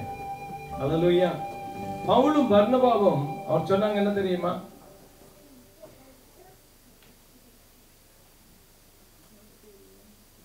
அவர்கள் மர்க்குரியம் என்று சொல்லி ஒரு தேவதை அல்லது ஒரு கிரகத்துக்குரிய ஒப்பான ஒரு வல்லமையுள்ள ஆள் என்று சொல்லி அங்க இருந்த தெய்வத்துக்கு ஒப்பாக அவர்களை மாற்ற ஆரம்பித்த சொன்னார், எங்களை வணங்க வேண்டாம். பவுல் சொன்னார், என்ன சின்னப்ப சொன்னார், என்னைய வணங்க வேண்டாம் என்று சொல்லி. ஹல்லேலூயா. அப்ப அவர்களை நாங்க வணங்க கூடாது. இன்றைக்கு நாங்க இன்னொரு காரியத்தை நாங்க பார்த்து முடிக்க போகிறோம். இந்த காரியம் எல்லாம் நாங்க பார்த்தது திரும்பவும் நாங்க பார்த்திருக்கிறோம் என்றா இன்னொரு காரியம். இன்றைக்கு நாங்க சிலவளை இவ்வளவு காரியத்தை செய்ய மாட்டோம். உருவாக்கின சிலையை வணங்குவதில்லை, இல்லையா? உருவத்தை நாங்க வணங்கினதில்லை, அடையாளத்தை வணங்கினதில்லை, கிரகங்களை நட்சத்திரங்களை நாங்க வணங்கினதில்லை, மிருகங்களை உருவங்கள் அந்த அப்படியான காரியங்களை நாங்க வணங்கினதில்லை, பிசாசை வணங்கினதில்லை, தூதர்களை வணங்கினதில்லை, புனிதர்களை நாங்க வணங்கல. ஆனா பிழையான வணக்கங்களுக்குள்ள இன்னும் இருந்து கொண்டிருக்கிறோம். ஹல்லேலூயா. என்ன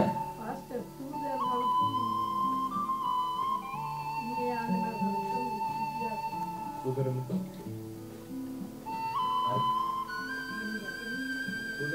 பரிசுத்தவான்கள் சும்மா லிட்டரலியா சொல்லணும்னா தூதருக்கு சட்டை இருக்கு, மனுஷருக்கு சட்டை இல்லை. பரிசுத்தவான்கள் சொல்றீங்க. புனிதர்கள் புனிதர்கள் என்றால் புனிதமாய் வாழ்ந்து மரிச்சவங்க புனிதர்கள். பரிசுத்தமாய் வாழ்ந்து மரிச்ச பரிசுத்தவான்கள். இங்க இருக்கிறவங்க, புத்தகத்தில் எழுதப்பட்டிருக்கிறவங்க, சொல்லுகிறோம்ல அச்சஸ்டவர்கள், அவர்கள் எல்லாரும் பரிசுத்தமாய் தேவனுக்காக வாழ்ந்தவர்கள், தேவனோடு வாழ்ந்தவர்கள், தேவனுக்காக காரியங்களை இழந்தவங்க, தேவங்களுக்காக தங்களுடைய வாழ்க்கையை ஒப்பு கொடுத்தவங்க பரிசுத்தவான்கள். அவங்கள நாங்க வணங்கக்கூடாது என்று வேதம் சொல்றோம். அவர்களை பின்பற்றலாம், அவர்களை முன்மாதிரியாய் பார்த்துக் கொள்ளலாம். ஆனா எல்லாவற்றுக்கும் எல்லாமாய் நமக்கு முன்மாதிரியா இருக்கிறது இயேசு கிறிஸ்து. இயேசு கிறிஸ்து பூமியில வாழ்ந்து காட்டாவிட்டால் நாங்க மனுஷரை பின்பற்றி இருக்கலாம். இயேசு கிறிஸ்து வாழ்ந்து காட்டி இருக்கிறபடியால் நமக்கு இருக்கிறது புனிதர்கள், அச்சஸ்தவர்கள், புனிதர்கள், பரிசுத்தவான்கள் எல்லாரும் ஒரே ஆள். தூதர்கள் பரலோகத்திலே தேவனுக்கு பணிவிடை செய்கிறவர்கள், பரலோகத்திலிருந்து தேவனிடத்திலிருந்து தூது கொண்டு வருகிறவர்கள், நமக்காக யுத்தம் செய்ய நமக்கு உதவி செய்ய அனுப்பப்படுகிறவர்கள் தூதர்கள். இவர்ல நாங்க வணங்காம இருக்கலாம். ஆனால் இன்றைக்கு வித்தியாசமான முறையில வித்தியாசமான காரியங்களை நாங்க செய்யக்கூடும். கிறிஸ்தவர்களா இருக்கிறாங்க, வெளியரங்கமாக உருவங்களை நாங்க வணங்கவில்லை, பிசாச வணங்கவில்லை, தூதர்களை வணங்கவில்லை, பரிசுத்தவான்களை வணங்கவில்லை, அடையாளங்களை வணங்கவில்லை, மிருகங்களை நட்சத்திரங்களை வணங்கவில்லை. ஆனா இன்றைக்கு நாங்க தேவன் விரும்புகிறபடி நாங்க அந்த காரியத்தை செய்கிறோம். ஹல்லேலூயா. நான் ஆரம்பத்துல சொன்னேன், விக்கிரகம் என்றது தேவனை விட அல்லது தேவனுக்கு மேலாக நான் ஈடுபட்டு கொண்டிருக்கிறது அல்லது உறவு வைத்திருக்கிறது விக்கிரகம். அல்லேலூயா, அல்லேலூயா. கர்த்தரிடத்துல வர முடியாதபடிக்கு, ஆராதனை செய்ய முடியாதபடிக்கு காரியங்கள் எதெல்லாம் தடுக்குதோ அது நமக்கு விக்கிரகம். ஆமென். சில பேருக்கு இன்னைக்கு வீட்டை சுருவம் இல்ல, பிசாசு படம் இல்ல, மனுஷர் அச்சஸ்டர்கள் இல்ல, மற்ற காரியங்கள் இல்ல, ஆனா பிள்ளைகள் இருக்கு விக்கிரகமா இருக்கா இல்லையா? பிள்ளையால ஆண்டவர்கிட்ட போக முடியாது, பிள்ளையால வேதம் வாசிக்க முடியாது, பிள்ளையால ஜபிக்க முடியாது. பிள்ளை பிள்ளை பிள்ளை பிள்ளைதான் கடவுள். பிள்ளைக்கு என்ன நடந்தா நம்மளோட உயிர் போயிடும். சிலவர் அப்படின்னு சொல்லிப்பாங்க, அந்த பிள்ளைய விட்டுட்டு என்ன எடும், என்ன சும்மா சொல்றது. கேட்டு பாருங்க, பிள்ளைக்கு அடிபட்டு கையை பிரச்சனையா போயிட்டு கையை விட்டுட்டு கூட கையை வைக்குவாரு. விக்கிரகங்கள் வித்தியாசமா இருக்கு. இன்றைக்கு நான் வாழ்ந்து கொண்டிருக்கிற உலகத்துல எலக்ட்ரானிக் விக்கிரகங்கள் வந்திருக்கு தெரியுமா? ஒரு நாளைக்கு மொபைல் டெலிபோன் எடுக்காம வீட்டை விட்டு போய் பாருங்க, என்னவெல்லாம் செய்ய தெரியுமா? மொபைல் டெலிபோனை வீட்டை வச்சுட்டு, ஒரு மொபைல் டெலிபோன் இருக்குல்ல, அதை வீட்டை வச்சுட்டு போய் சமாதானமா ஆறுதலா இருந்து பாருங்க. சில பேருக்கு கும்பிடவே முடியாது. இன்னும் இன்னும் நடந்துச்சு, எனக்கு நடந்தது சொல்லுங்க. என்னத்தையோ இன்னும் இன்னும் இன்னும் சமாதானம் இல்லை, என்ன இல்லை, இதை பார்த்தா மொபைல் டெலிபோன் இல்லை.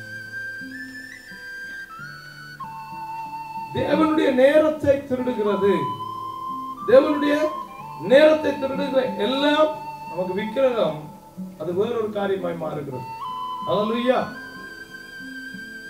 பாருங்க, கொலோசியர் 3ஆம் அதிகாரம் 5வது வசனத்தை ஒருக்க பாருங்க.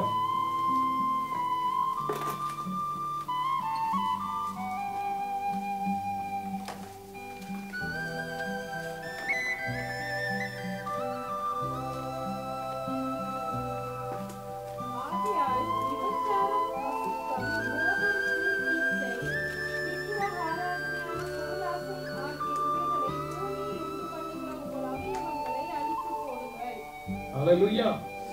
இங்க வேறொரு விக்கிரகம் சொல்லப்படுது.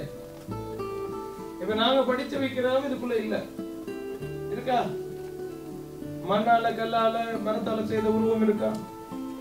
இல்ல. புனிதர்கள் இருக்கிறாங்களா? இல்ல. அடையாளங்கள், சிலுவைகள் அல்லது வேற அடையாளங்கள், முன்முடிகள் ஏதாவது இருக்கா? இல்ல. மிருகங்கள், காரியங்கள் இருக்கா? இல்ல. ஆனா இங்க ஒரு விக்கிர ஆராதனை பற்றி சொல்லப்படுகிறது. இந்த விக்கிர ஆராதனையை கடந்து கொள்ளணுமாம். என்ன அது? வாசிங்க திரும்பவும். ஆகையால் விபச்சாரம், அசுத்தம், மோகம், துர்ரிச்சை, விக்கிரக ஆராதனையான பொருள் ஆசை, அப்படி ஒரு விக்கிரகம் இருக்கு. கன பேருக்கு பொருள் ஆசை விக்கிரகமா இருக்கு. அல்லேலூயா. இது வேணும், அது வேணும், இது வேணும், இந்த நேரமும் ஏதாவது ஒன்று வேணும். என்ன தலைக்கு போட இதொன்று வேணும், வாய்க்கு பூச அதொன்று வேணும், என்ன காலுக்குள்ள இதொன்று வேணும், கைக்கு அது வேணும், என்ன கையில நகத்துல இன்னொரு நகம் வேணும், நகத்துக்கு என்ன அதுல ஒரு கலர் வேணும், கலர்ல ஒரு மணி வேணும்.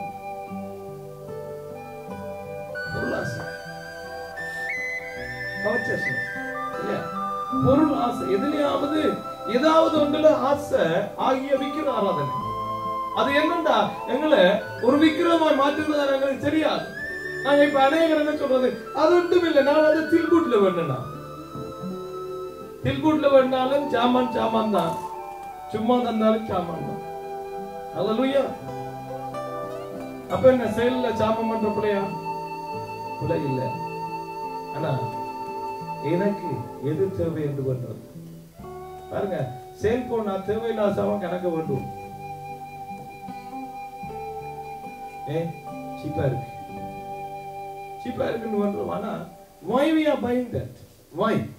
ஏன் நான் பண்ண வேண்டும்? என்னதுக்காக நான் பண்ணுவோம்? இது தேவையா அன்றைக்கு? வேதம் சொல்லுது விக்கிர ஆராதனை, பொருள் ஆசை ஆகிய விக்கிர ஆராதனை. அது என்னவா இருந்தாலும் சரிதான், என்ன பொருளா இருந்தாலும் சரிதான் இல்லையா? ஒன்றுக்கு மேல நமக்கு இன்னொரு காரியம் தேவண்டா பொருளாசை. என்னை அறியாம ஒரு ஆசை வருகிறது, இதுக்கு மேல அதுக்கு மேல அதுக்கு மேல நான் வேணா, அது விக்கிர ஆராதனை. இது நேரடியான சுருவ ஆராதனை அல்ல, மறைமுகமாய் எங்களை பிடித்து வைத்திருக்கிற விக்கிர ஆராதனை. ஹல்லேலூயா, ஹல்லேலூயா. எங்க இந்த நரி ஊர்றது தெரியுதா? இந்த நரி எங்கேயாவது குழி போடுறது தெரியுதா?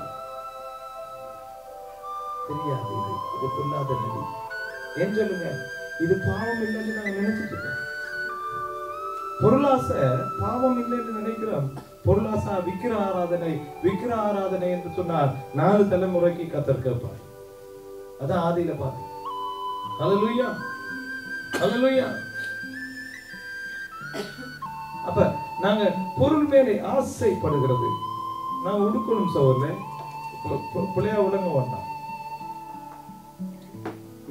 குட் க்ளோஸ், அதுலயும்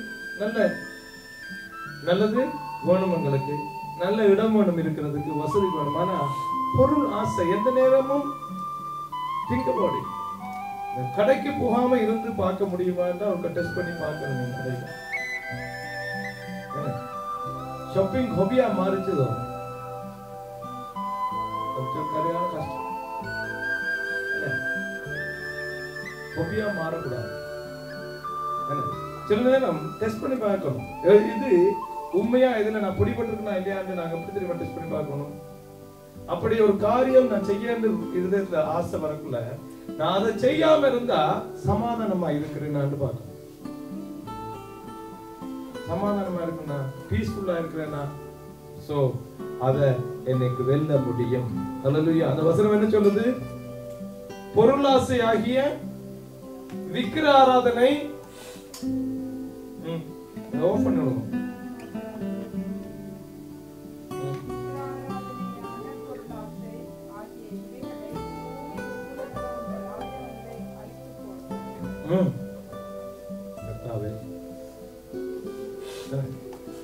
அவயவங்களை என்ன செய்யட்டா அழித்து போடுங்கள். ஆமென்.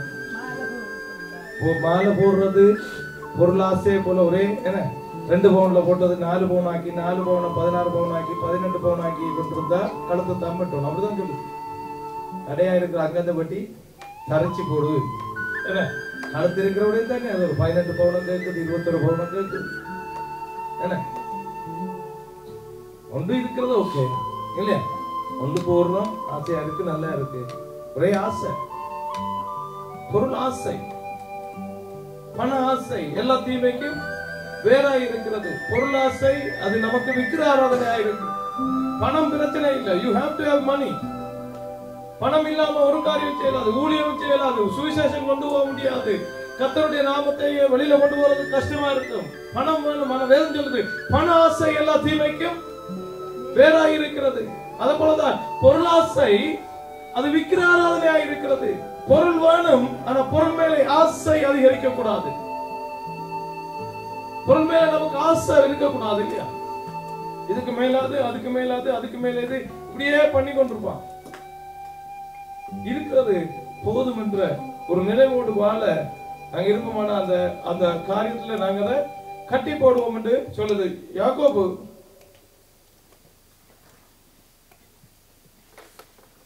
யோபு 31:24-28 வாசிங்க.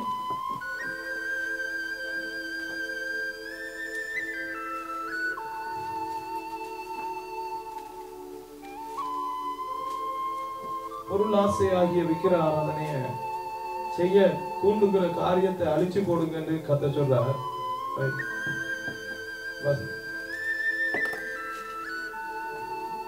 யோபு 31:24-28 வரை.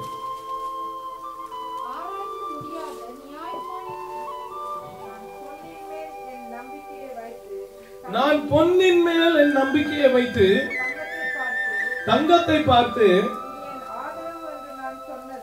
நீ என் ஆதரவு என்று நான் சொன்னதும் என் ஆஸ்தி பெரியதென்றும்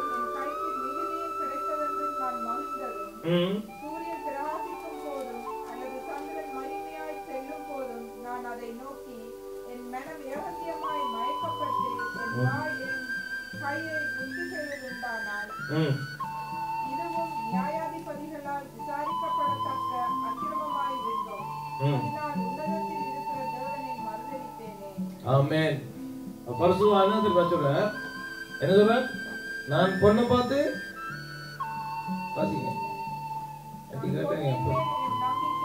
பொன்னின் மேல நம்பிக்கை வைத்து இன்றைக்கு கனவில் அப்படிதான் இருக்கு. எந்த வீட்டை 100 பவுண்ட் இருக்கு, நான் 100 பவுண்ட் வச்சிருக்கேன், இல்லாட்டி 108 வச்சிருக்க சொல்ல 110 ஆக்கணும் மனுஷா, 2 பவுண்ட் வரும் இல்லையா? 110 ஆக்கி முடியக்குள்ள 6 ஒருத்தி வந்து சந்திப்பாள். 120 வச்சிருக்கிறவன் நீயும் இருக்கிறியே ஒரு புருஷத்துக்கு. அவன் 5 வருஷத்துக்கு முதல்ல 120 வச்சிருந்தான் இல்லையா? பொன்னின் மேலே நம்முடைய நம்பிக்கை வச்சுக்கொண்டு அங்க பொண்ணு ஒன்று நடக்காது. உண்மையா வேதத்துல சொல்லுது அங்க பொன் வீதியில நடப்போமா. அப்ப அதுக்கு டிமாண்டே இல்லைன்னு யோசிச்சு பாருங்க. யாராவது தார் எடுத்து உருட்டி காதில் ஓட்டி எடுத்துட்டாங்களா? ஏன் தார் ரோட்டெல்லாம் தாரா இருக்கிறபடியா தாருக்கு மரியாதை இல்லை. அதனால தார்ல மாலை போடுறது இல்லை, காப்பு போடுறது இல்லை, தோடு போடுறது இல்லை. பரலோகம் போக்குல எல்லா இடமும் தங்கமாகும். தங்கத்தை போட்டு தெரிஞ்சு அங்க யோசிப்பாங்க ரோட்ல கிடக்குறது கூட்டி. அல்லேலூயா. ஏன்னா அந்த பாட்டு கேட்டீங்களா? பொட்டல வீதியிலே மண்ணின் சாயல் மாறுமே, உன்னின் சாயல் மாறுமே இல்லையா? சொல்ல படிக்கிறாங்க அந்த அந்த லேடி படிக்கிற அழகா படிக்கிறா. சொல்றா பொட்டல வீதியில நான் நடந்து போவேன். அப்ப பொன்னின் மேலே, அதாவது பொண்ணு சொல்லும் போது சொல்ல நம்மளோட பணம் நம்மகிட்ட இருக்கிறது. ஏன் இப்போதைக்கு என்ன நடந்ததோ தெரியா நம்ம ஆட்களுக்கு இந்த பொன் மேலே அப்படி ஒரு கிரேசி வந்து ஒன்று கொடுத்து அங்க மண்ணி முழுக்க ரோட்டா கிடந்து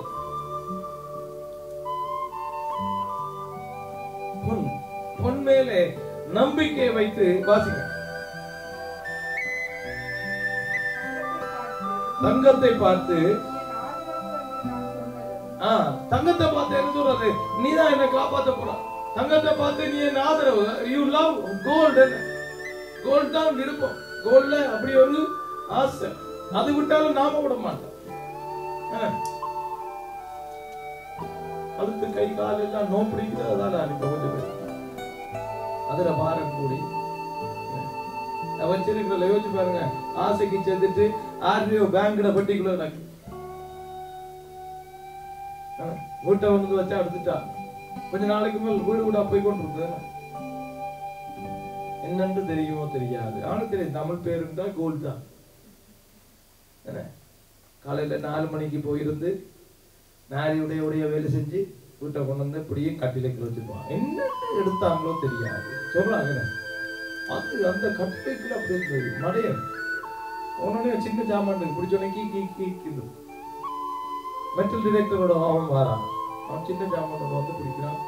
கட்டிலை கீழே அங்க என்ன ஃப்ரிட்ஜுக்குள்ள டீப் ஃப்ரீசருக்குள்ள வச்சதெல்லாம் எடுக்கிறான். கோல்டு அவன் கொல்லன் போட்டு உருக்கி வச்சா இவங்க கொண்டே இப்போ சுத்தி டீப் ஃப்ரீசர் கடியில் வைக்க கல்லன் வந்துடுவான். ஏன் இந்த பையன் இதன் ஆதரவு நடக்குது உங்களுக்கு தெரியுமா? ஃப்ரிட்ஜுக்குள்ள இருந்து காக்கம் போயிருக்கு. கல்ல எடுத்துட்டு ஃப்ரிட்ஜுக்குள்ள இருக்கான். கூல் பண்ணி வச்சிருக்கான். கூலா இருக்கட்டும். அது என்னுடைய ஆதரவு. I love it. அது என்னுடைய நேசம். தங்கம் என்னுடைய நேசம். இது இச்சை. சரி வாசிங்க. என்னுடைய சொத்து பெருசு. எனக்கு தான் சொத்து இருக்கட்டும்.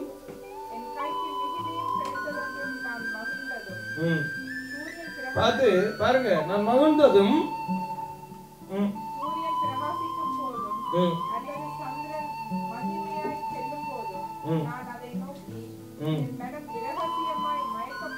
வாய் என் கையை முத்தி செய்வதுண்டானால் இதுவும் நியாயாதிபதிகளால் விசாரிக்கப்படத்தக்க அக்கிரமமாயிருக்கும். அது அக்கிரமம். ஆசை, பொருள் ஆசை அக்கிரமம் சொல்லுங்க. அது தேவன் விரும்பவில்லை. சரி, அடுத்த காரியம். முதலாவது பொருளாசை ஆகிய விக்கிர ஆராதனை. நேரடியான விக்கிரகங்கள் அல்லாமல் விக்கிரகங்களை நாங்கள் ஆராதிக்கிறோம் என்றதை நாங்கள் பார்த்து கொண்டிருக்கிறோம். மறைமுகமான விக்கிரகங்கள் இல்லையா? இரண்டாவது காரியம் கலாத்தியர் 4:8-10 வாசிங்க.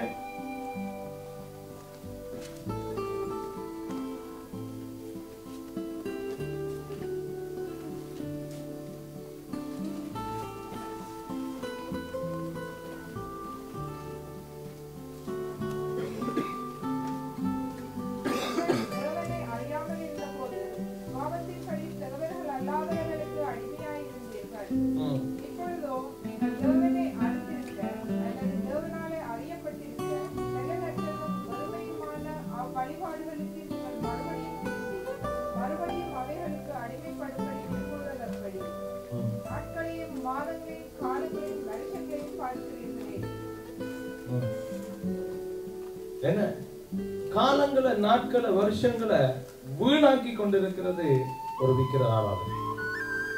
ஹல்லேலூயா. நேரங்களை நாங்க வீணாக்குகிறது சகோதரர்களே. என்ன முதல் அறியப்படாத தெய்வங்கள், உருவங்கள், காரியங்கள் என்று ஒரு காலத்துல நாங்க செய்தோம். தேவதர்களை, தூதர்களை நாங்க அவர்கள் தெய்வங்கள் என்று நினைத்து நாங்க வழிபட்டதுண்டு. காரியங்களை நாங்க பார்த்திருக்கிறோம், செய்திருக்கிறோம். ஆனா இப்ப காலங்களை கவனிக்காத ஒரு விக்கிர ஆராதனைக்குள்ளே திரும்புகிறீர்கள். ஹல்லேலூயா. காலங்களை நாங்க அவதானிக்காம இருக்கிறது, காலங்களை தேவனுக்கென்று பயன்படுத்தாம இருக்கிறது, காலங்களுக்குரிய காரியங்களை நாங்க செய்யாம இருக்கிறது ஒரு விக்கிர ஆராதனை. வாசிக்க திருப்பியது.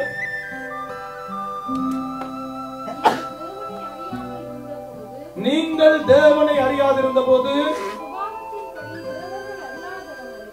சுபாவத்தின்படி நமக்கு தெரியாதபடியினால தெய்வம் இல்லாதிருந்தவர்களுக்கு அடிமைகளாயிருந்தோம். நாங்க விக்கிர ஆராதனை செய்து கொண்டிருந்தோம். இப்பொழுதும்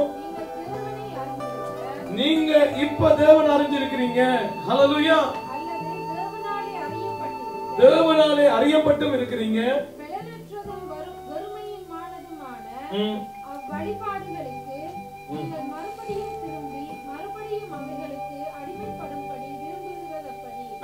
நீங்க அப்ப தேவனை அறியாம இருக்கக்குள்ள, தேவனை தெரிஞ்சிருக்காம இருக்கக்குள்ள தெரியாத காரியங்களை எல்லாம் வணங்கினீங்க. ஆனா இப்ப தேவனால் அறியப்பட்டு தேவனை நீங்கள் அறிந்தும் இருந்தும் திரும்பவும் வேறொரு விக்கிர ஆராதனைக்குள்ள போறீங்களே, அது எப்படி இருக்கிறார்? அது என்ன விக்கிர ஆராதனை? தெரிஞ்சிருந்தும் அந்த தேவனோடு உறவாடாமல் இருக்கிறது. ஹல்லேலூயா. அந்த தேவனை நினையாமல் இருக்கிறது, அவருடைய சத்தியத்தை தியானியாமல் இருக்கிறது, காலங்களையும் வருஷங்களையும் நினைத்து அவருடைய சத்தியத்தை அறிவிக்காமல் இருக்கிறது ஒரு விக்கிர ஆராதனை.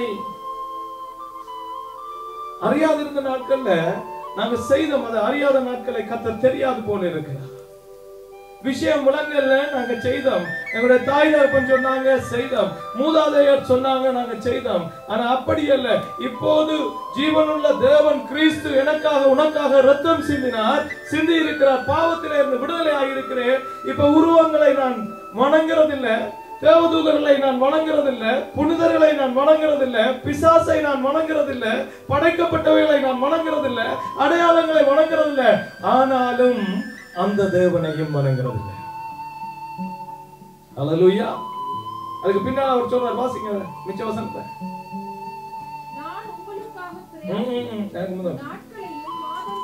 நாட்களையும் மாதங்களையும் காலங்களையும் வருஷங்களையும் பார்க்கிறீர்களே.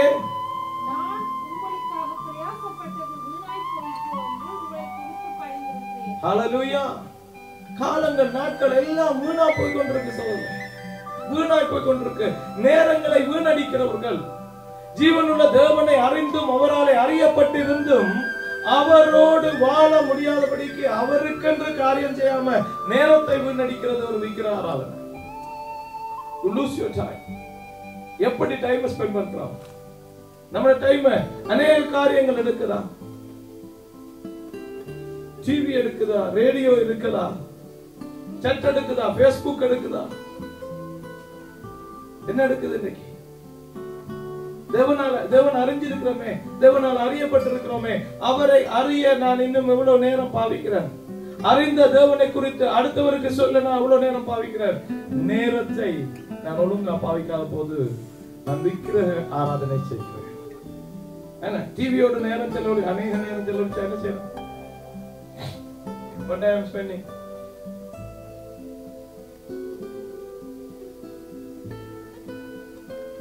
பதினஞ்சு நிமிஷம் வேதம் வாசிச்சுட்டு 4 மணித்தியாலம் நான் வேற அளவில் பார்த்தாங்க நடக்குது. நான் வேற ஒரு காரியத்தை நான் ஆராதிக்கிறேன், வேற ஒரு காரியத்தோடு ஈடுபட்டு கொண்டிருக்கிறேன். ஆராதனை என்று சொல்றது என்ன? ஒருவர் உறவாடி அவரை மகிமைப்படுத்துவது ஆராதனை.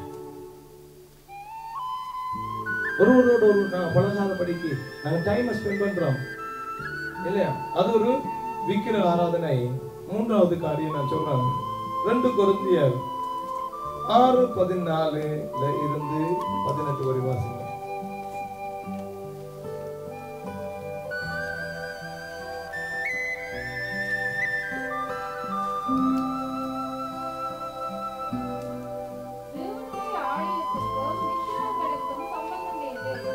தேவனுடைய ஆலயங்களுக்கும் விக்கிரகங்களுக்கும் சம்பந்தம் ஏது? அப்படியானால் ஆலயத்துல விக்கிரகங்களுக்கு இடம் இல்ல என்றதை வேதம் சொல்லுது. ரைட்? நான் அவர்களுக்குள்ளே வாசம் பண்ணி அவர்களுக்குள்ளே உலாவி அவர்கள் தேவனாய் இருப்பேன், அவர்கள் என் ஜனங்களாய் இருப்பார்கள் என்று தேவன் சொன்னபடி நீங்கள் ஜீவனுள்ள தேவனுடைய ஆலயமாய் இருக்கிறீர்களே. ஆனபடியினால் நீங்கள் அவர்கள் நடுவில் இருந்து புறப்பட்டு பிரிந்து போய் அசுத்தமானதை தொடாதிருங்கள் என்று கர்த்தர் சொல்லுகிறார். அப்பொழுது நான் உங்களை ஏற்றுக்கொண்டு உங்களுக்கு பிதாவாய் இருப்பேன், நீங்கள் எனக்கு குமாரரும் குமாரத்திகளுமாய் இருப்பீர்கள் என்று சர்வ வல்லமை உள்ள கர்த்தர் சொல்லுகிறார். அல்லேலூயா. அதோட 1 கொரிந்தியர் 10:14 இருந்து 22 வாசிங்க. இதுக்குள்ள கையை வச்சு கொள்ளுங்க. 2 கொரிந்தியர் 6 உள்ள கையை வச்சுக்கொண்டு மற்ற பகுதியை எடுங்க. 1 கொரிந்தியர் 10:14 இருந்து 21. நாம் ஆசீர்வதிக்கிற ஆசீர்வாதத்தின் பாத்திரம் கிறிஸ்துவினுடைய இரத்தத்தின் ஐக்கியமாய் இருக்கிறது அல்லவா? நாம் பிற்கிற அப்பம் கிறிஸ்துவினுடைய சரீரத்தின் ஐக்கியமாய் இருக்கிறது அல்லவா?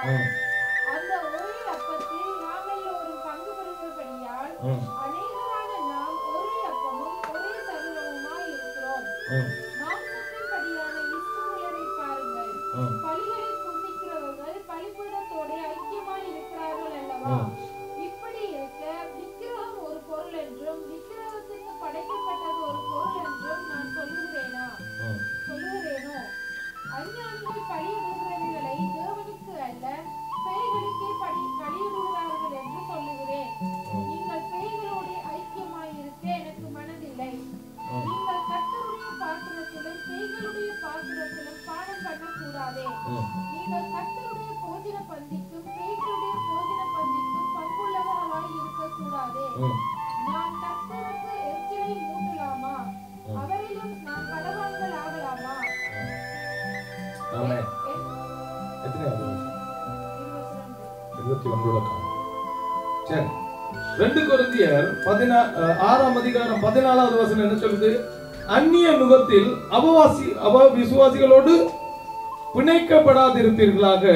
நீதிக்கும் அநீதிக்கும் சம்பந்தம் ஏது?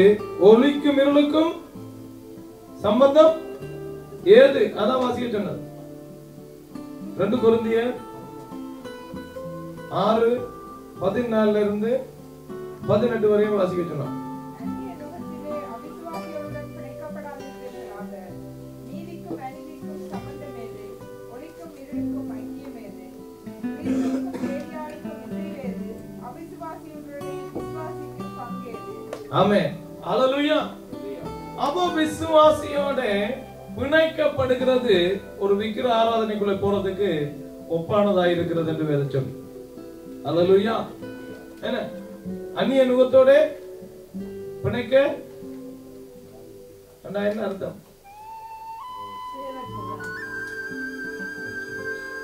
அப்ப இயேசு சேர்ந்த நாட்களோட பாவிகளோட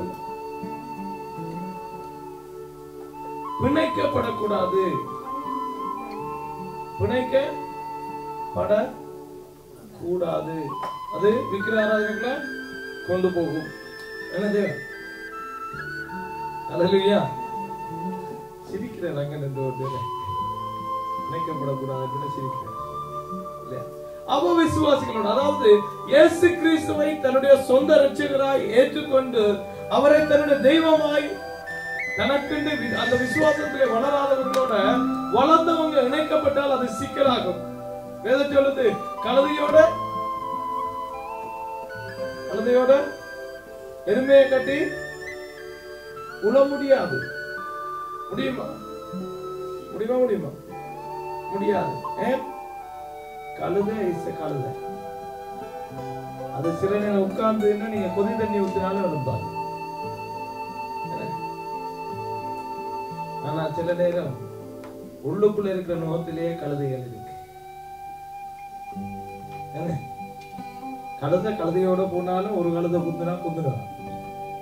ஆனா எருமையோட இருக்கிறது சரியான கஷ்டம். கழுதைக்கும் எருமைக்கும் வித்தியாசம் இருக்கு. அதாவது நாங்க உறவு வைத்துக் கொள்கிறது அல்லது பழகிறது அல்ல பிரச்சனை. அவர்களோடு நாங்க பேசுகிறது கலைக்கிறது அல்ல பிரச்சனை. நாங்க அவர்களோட பிணைக்கப்படுகிற அளவுக்கு நாங்க போகிறது கஷ்டமான காரியம். அது விக்கிர ஆராதனைகளை கொண்டு போகும். ஏனென்றால் பேலியாளுக்கும் தேவனுக்கும் தொடர்பு இல்லை, தேவாலயத்துக்கும் விக்கிரகங்களுக்கும் தொடர்பு இல்லை. விக்கிர ஆராதனை செய்கிற ஒருவர் விக்கிர ஆராதனை இல்லாத ஜீவனுள்ள தேவனை சேவிக்கிறாளோடு இருக்கிறது சரியான கஷ்டம். ஏனென்றால் வேதம் சொல்லுகிறது, பலியிடுகிறவர்கள் அவர்கள் பலி பீடத்தோட பலிகளோட இணைக்கப்பட்டிருக்கிறபடினால் கொரிந்தியர் 1:10 சொல்லப்படுகிறது. அங்கே யூதர்கள் அங்கே பலியிட்டார்களானால் அந்த பலிகளோட அவர்கள் இணைப்பட்டிருப்பார்கள். பேய்களுக்கு பலியிடுகிறவர்கள் பேய்களோட இணைக்கப்பட்டிருக்கிறார்கள். ஜீவனுள்ள தேவனுக்கு பலியிடுகிறவர்கள் அவர்களோட இணைக்கப்பட்டிருக்கிறார்கள். ஆனபடியினால அந்நிய நுகத்தோட நாங்கள் பிணைக்கப்படுகிறது நம்மை ஒரு விக்கிர ஆராதனைக்குள்ளே கொண்டு போகும். அது மிகவும் கஷ்டமான காரியம். ஹல்லேலூயா, ஹல்லேலூயா. தெரியுமா? அந்நிய நுகத்தில் அபவிசுவாசிகளுடன் பிணைக்கப்படாது இருப்பீர்களாக. நீதிக்கும் அநீதிக்கும் சம்பந்தம் ஏது? ஒளிக்கும் இருளுக்கும் ஐக்கியம் ஏது? கிறிஸ்துவுக்கும் பேலியாளுக்கும் இசைவேது? அபவிசுவாசியோடனே விசுவாசிக்கு பங்கேது? தேவனுடைய ஆலயத்துக்கும் விக்கிரகங்களுக்கும் சம்பந்தம் ஏது? நான் அவர்களுக்குள்ளே வாசம் பண்ணி அவர்களுக்குள்ளே உலாவி அவர்கள் தேவனாய் இருப்பேன், அவர்கள் என் ஜனமாய் இருப்பார்கள் என்று தேவன் சொன்னபடி நீங்கள் ஜீவனுள்ள தேவனுடைய ஆலயமாய் இருக்கிறீர்களே. ஆனபடியினால் நீங்கள் அவர்கள் நடுவிலிருந்து புறப்பட்டு பிரிந்து போய் அசுத்தமானதை தொடாதிருங்கள் என்று கர்த்தர் சொல்லுகிறார். அப்பொழுது நான் உங்களை ஏற்றுக்கொண்டு உங்களுக்கு பிதாவாய் இருப்பேன், நீங்கள் எனக்கு குமாரரும் குமாரத்திகளுமாய் இருப்பீர்கள் என்று சர்வ வல்லமை உள்ள கர்த்தர் சொல்லுகிறார். ஹல்லேலூயா. அப்ப நாங்க பிணைக்கப்படுகிற எங்களுடைய ஃபெலோஷிப், எங்களுடைய காரியங்கள் எப்படிப்பட்டதோடு நாங்க செய்து கொண்டிருக்கிறோம் இல்லையா? எப்படியான இடத்துல நான் நின்று கொண்டிருக்கிறேன், அது என்னை மறுபடியும் இன்னொரு காரியத்துக்குள்ள அசுத்தத்துக்குள்ள இழுக்கிறதா இருந்தா நான் அப்படியான காரியத்தோடு பிணைக்கப்படாது இருக்கிறது நல்லது என்று வேதம் சொல்லுது. ஹல்லேலூயா. அப்படி நான் பிணைக்கப்படுகிறது விக்கிர ஆராதனைக்கு என்னை கொண்டு போகும். சவுலே நாங்க விக்கிர ஆராதனைக்கு இன்றைக்கு நாங்க முடிக்கிறோம். இந்த சப்ஜெக்ட் நாங்க முடிக்கலாம். நாங்க எப்படிப்பட்ட விக்கிர ஆராதனைகளை செய்யக்கூடாது நாங்க செய்யவில்லை. நாங்க கிறிஸ்தவர்கள் அநேக காரியத்தை செய்யவில்லை. உருவங்களை நாங்க வணங்கவில்லை இல்லையா? தேவதூதர்களை நாங்க வணங்கவில்லை. பரிசுத்தவான்களை புனிதர்களை நாங்க வணங்கவில்லை. வணங்கவில்லை. கிரகங்களை கொஸ்மிக்க நாங்க வணங்கவில்லை. பிசாசுகளை நாங்க வணங்கவில்லை. இந்த பிசாசு வணங்குறாங்க இருக்கிறாங்கன்னு சொன்னேன் இல்லையா? அப்ப ஆனா ஒண்ணும் செய்யல. ஆனா நாங்க விக்கிர ஆராதனை ஆகிய பொருளாசையினாலே ஈடுபட்டு இருக்கக்கூடும். அல்லேலூயா. இன்றைக்கு அப்படியும் ஒரு நரி இருக்கிறது என்றதை வேதம் நமக்கு காட்டி கொடுத்திருக்கிறதுனால அந்த நரியை நாங்க மேற்கொள்ளத்தக்கதாய் கர்த்தர் நமக்கு நிச்சயமாய் பலன் தருவார். ஆமென். அடுத்தது, நேரத்தை நாங்க தேவனோடு செலவழியாமல் மற்ற காரியங்களோடு செலவழித்து அவருடைய தரிசனத்தை நாங்க நிறைவேற்றாம அவருடைய கட்டளைக்கு கீழ்ப்படியாம இருக்கிறது, அது நமக்கு ஒரு விக்கிர ஆராதனை இல்லையா? டிவி, கம்ப்யூட்டர் இல்லையா, மொபைல், டெலிபோன், இதெல்லாம் இன்றைக்கு எலக்ட்ரானிக் விக்கிறாங்க. நம்முடைய நேரத்தை திருடுகிற விக்கிறாங்களாய் இருக்கிறது இல்லையா? சில பேருக்கு பிள்ளைகள் விக்கிறாங்க, சில பேருக்கு புருஷன்மார் விக்கிறாங்க, சில பேருக்கு மனைவிமார் விக்கிறாங்க இல்லையா? அதை விட்டு அதுக்கு என்ன ஆயிடுச்சுன்னா அங்க அக்கால விட்டு நடக்காது, எல்லாம் போயிடும். சில பேருக்கு முறைமைகள் விக்கிரகம் சகோதரர்களே. நம்முடைய ஆராதனை முறைமை இப்படித்தான் இப்படித்தான் இப்படித்தான் என்று இருக்கிறது ஒரு விக்கிரகம். இப்படித்தான் என்று செய்ய வேண்டியதில்லை. முறைமைகள், கலாச்சாரங்கள் நமக்கு சில நேரம் விக்கிரமாய் மாறிவிட்டது. எல்லாவற்றையும் நம்முடைய தேவன் நம்மை குறித்து என்ன நினைக்கிறார், நம்முடைய தேவன் எதிலே சந்தோஷப்படுவார் என்று நாங்க அதை நினைக்காம என்னுடைய முறைமைகள், என்னுடைய வழிமுறைகள், என்னுடைய சம்பிரதாயங்கள், என்னுடைய கலாச்சாரம் இது முக்கியம் என்று நான் நினைக்கிற போது நான் என்னுடைய தெய்வத்தை விட்டு இந்த காரியங்களுக்கு விக்கிரகங்களாக அவற்றை மாற்றி அவைக்கு நான் கீழ்ப்படுகிறோம். அல்லேலூயா. அதைத்தான் நான் கீழ்ப்படுகிறோம். ஆமென். அல்லேலூயா. ஜாதி இருந்தது, இருக்கட்டும். ஜாதியை கொண்டு என்ன செஞ்சாங்க அந்த நாட்கள்ல? ஆதியாகமத்தில் இருக்குது ஜாதி. ஒருவனும் கொல்லன் கொல்லன் சொன்னான். என்ன கொல்லன் வெள்ளாளனை கல்யாணம் கட்டக்கூடாதுன்றது அது யாரும் இல்லை.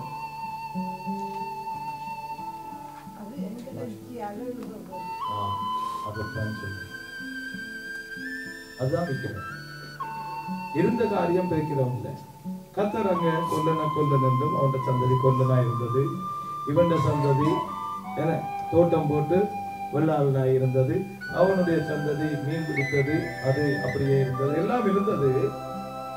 ஆனா ரெண்ட சம்பிரதாயத்தின்படி, ரெண்ட வைராக்கியத்தின்படி இவரை கல்யாணம் கட்டக்கூடாது. அதுதான் விக்கிரமாய் மாறுது. அங்கதான் பிரச்சனை. ஆமென். அல்லேலூயா.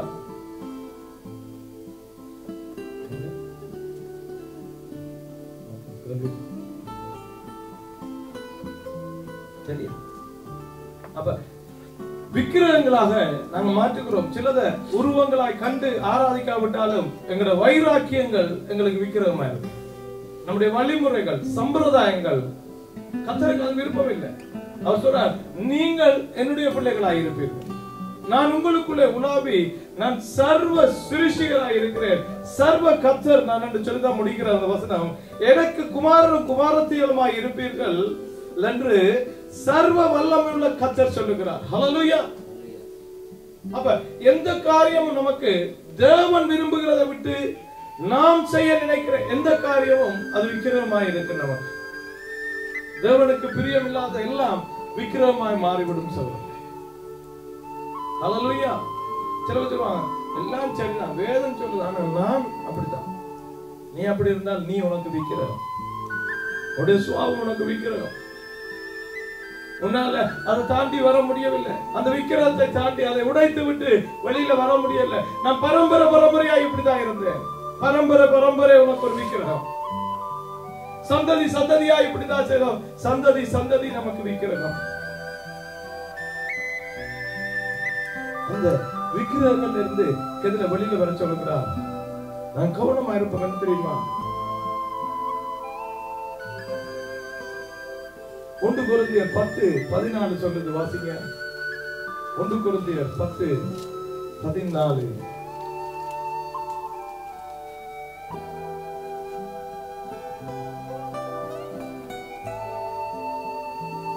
ஆகையால் எனக்கு பிரியமானவர்களே, விக்கிர ஆராதனைக்கு விலகி ஓடுங்கள்.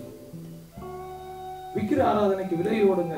தனிய சொரூபங்களை, காரியங்களை, பூஜைகளை, நட்சத்திரங்களை, கிரகங்களை வணங்குறது மாத்திரமல்ல, நம்முடைய வழிமுறைகள்ல இருக்கிற கர்த்தருக்கு பிரியமில்லாத எல்லா விக்கிரக ஆராதனைகளையும் விட்டு ஓடுங்க என்று கர்த்தர் நமக்கு சொல்லுகிறார்.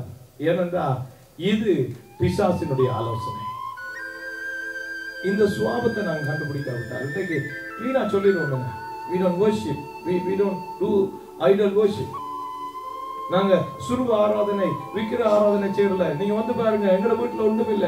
எங்கட வீட்டுல சில பேருக்கு வசனம் விக்கிரகம் தெரியுமா உங்களுக்கு? சில பேருக்கு அந்த வசனத்தை காலையில வாய்ச்சிட்டு போகலாட்டி என்னவாவது நடக்கும். விக்கிரமாக்கியாச்சு. அது விக்கிரகம் அல்ல, விக்கிரமாக்கி விட்டேன். எல்லாவற்றையும் விட தேவனோடு எனக்கு இருக்கிற தனிப்பட்ட உறவு இந்த விக்கிர ஆராதனை உடைக்க போறோம். நாங்க அசுத்தமான காரியங்களை செய்தா கர்த்தர் நம்மை அசுத்தத்துக்கு கொடுப்பார். முதலாவது கட்டளை சொன்னார், 3-4 தலைமுறைக்கு நான் காரியங்களை கொண்டு வருவேன். 3-4 தலைமுறைக்கு சாபங்கள் காரியங்கள் கடந்து வந்து வேதனைகள் துக்கங்கள் துன்பங்கள் இருந்து கொண்டிருக்கும் இந்த விக்கிர ஆராதனையினால. ரோமர்களின் 1ஆம் அதிகாரம் பார்த்தோம். சிருஷ்டிகரை தொழுது கொள்ளாமல் சிருஷ்டியை தொழுது கொண்டபடினாலே அவர்கள் அலங்கோலமான காரியங்களை செய்தார்கள். கர்த்தர் அவர்களை அலங்கோலமாய் அசுத்தத்துக்கு என்று ஒப்பு கொடுத்தார். உருவங்களை வணங்கினதுக்காக மாத்திரமல்ல, இந்த இருதயத்துல தேவனுக்கு பிரியமில்லாத எல்லாவற்றையும் செய்தார். அது எங்களுக்கு விக்கிரமாய் மாறும். ஆமென், அல்லேலூயா. இந்த நாள்ல இருந்து தேவனை தவிர வேற எந்த காரியமும் எனக்கு முன்னால் நடக்கிறார். ஆமென், அல்லேலூயா, அல்லேலூயா. தேவனுக்கு பிறகுதான் எனக்கு மனைவி, தேவனுக்கு பிறகுதான் எனக்கு கணவன். ஏன் தெரியுமா சொல்லுவாங்க தெரியுமா? முன்னால இருந்த காதை பின்னால வந்த கொம்பு மறைக்க கூடாதுன்னு சொல்லுவாங்க. மறைக்காது. முன்னால இருந்த செவிய பிறக்கக்குள்ளேயே என்ன பார்த்த கர்த்தரை விட்டுட்டு இடையால வந்த கணவன் எனக்கு பிரச்சனை. அவர் மட்டும் பேசுவார். அவர் நல்லவர். ஆமென். அவைய மட்டும் கூடாது. பின்னால வந்த குழந்தை எனக்கு தேவனுக்கு மேல ஐயோ அந்த பிள்ளைய பார்த்து வர்றதுக்கு இடையில ஆராதனைக்கு எனக்கு நேரம் போயிருது. தேவனுடைய காரியம் செய்ய எனக்கு டைம் இல்ல. சில பேருக்கு அம்மா, சில பேருக்கு அப்பா விக்கிரமா மாறுவாங்க. ஆண்டோட காரியம் செய்யலாம் முதல்.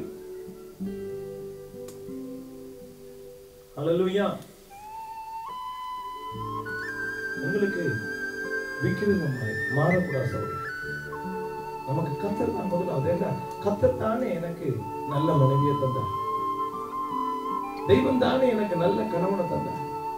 தெய்வம் தானே இந்த கணவன் மனைவி நாங்க 2 பேரும் சந்தோஷமா வாழ குழந்தைகளை தந்தார். இந்த பூமியில வர்றதுக்கு தெய்வம் தானே எனக்கு ஒரு தாயை தந்தார். தெய்வம் தானே எனக்கு ஒரு தகப்பனை தந்தார். எல்லாம் தந்தது தெய்வம்.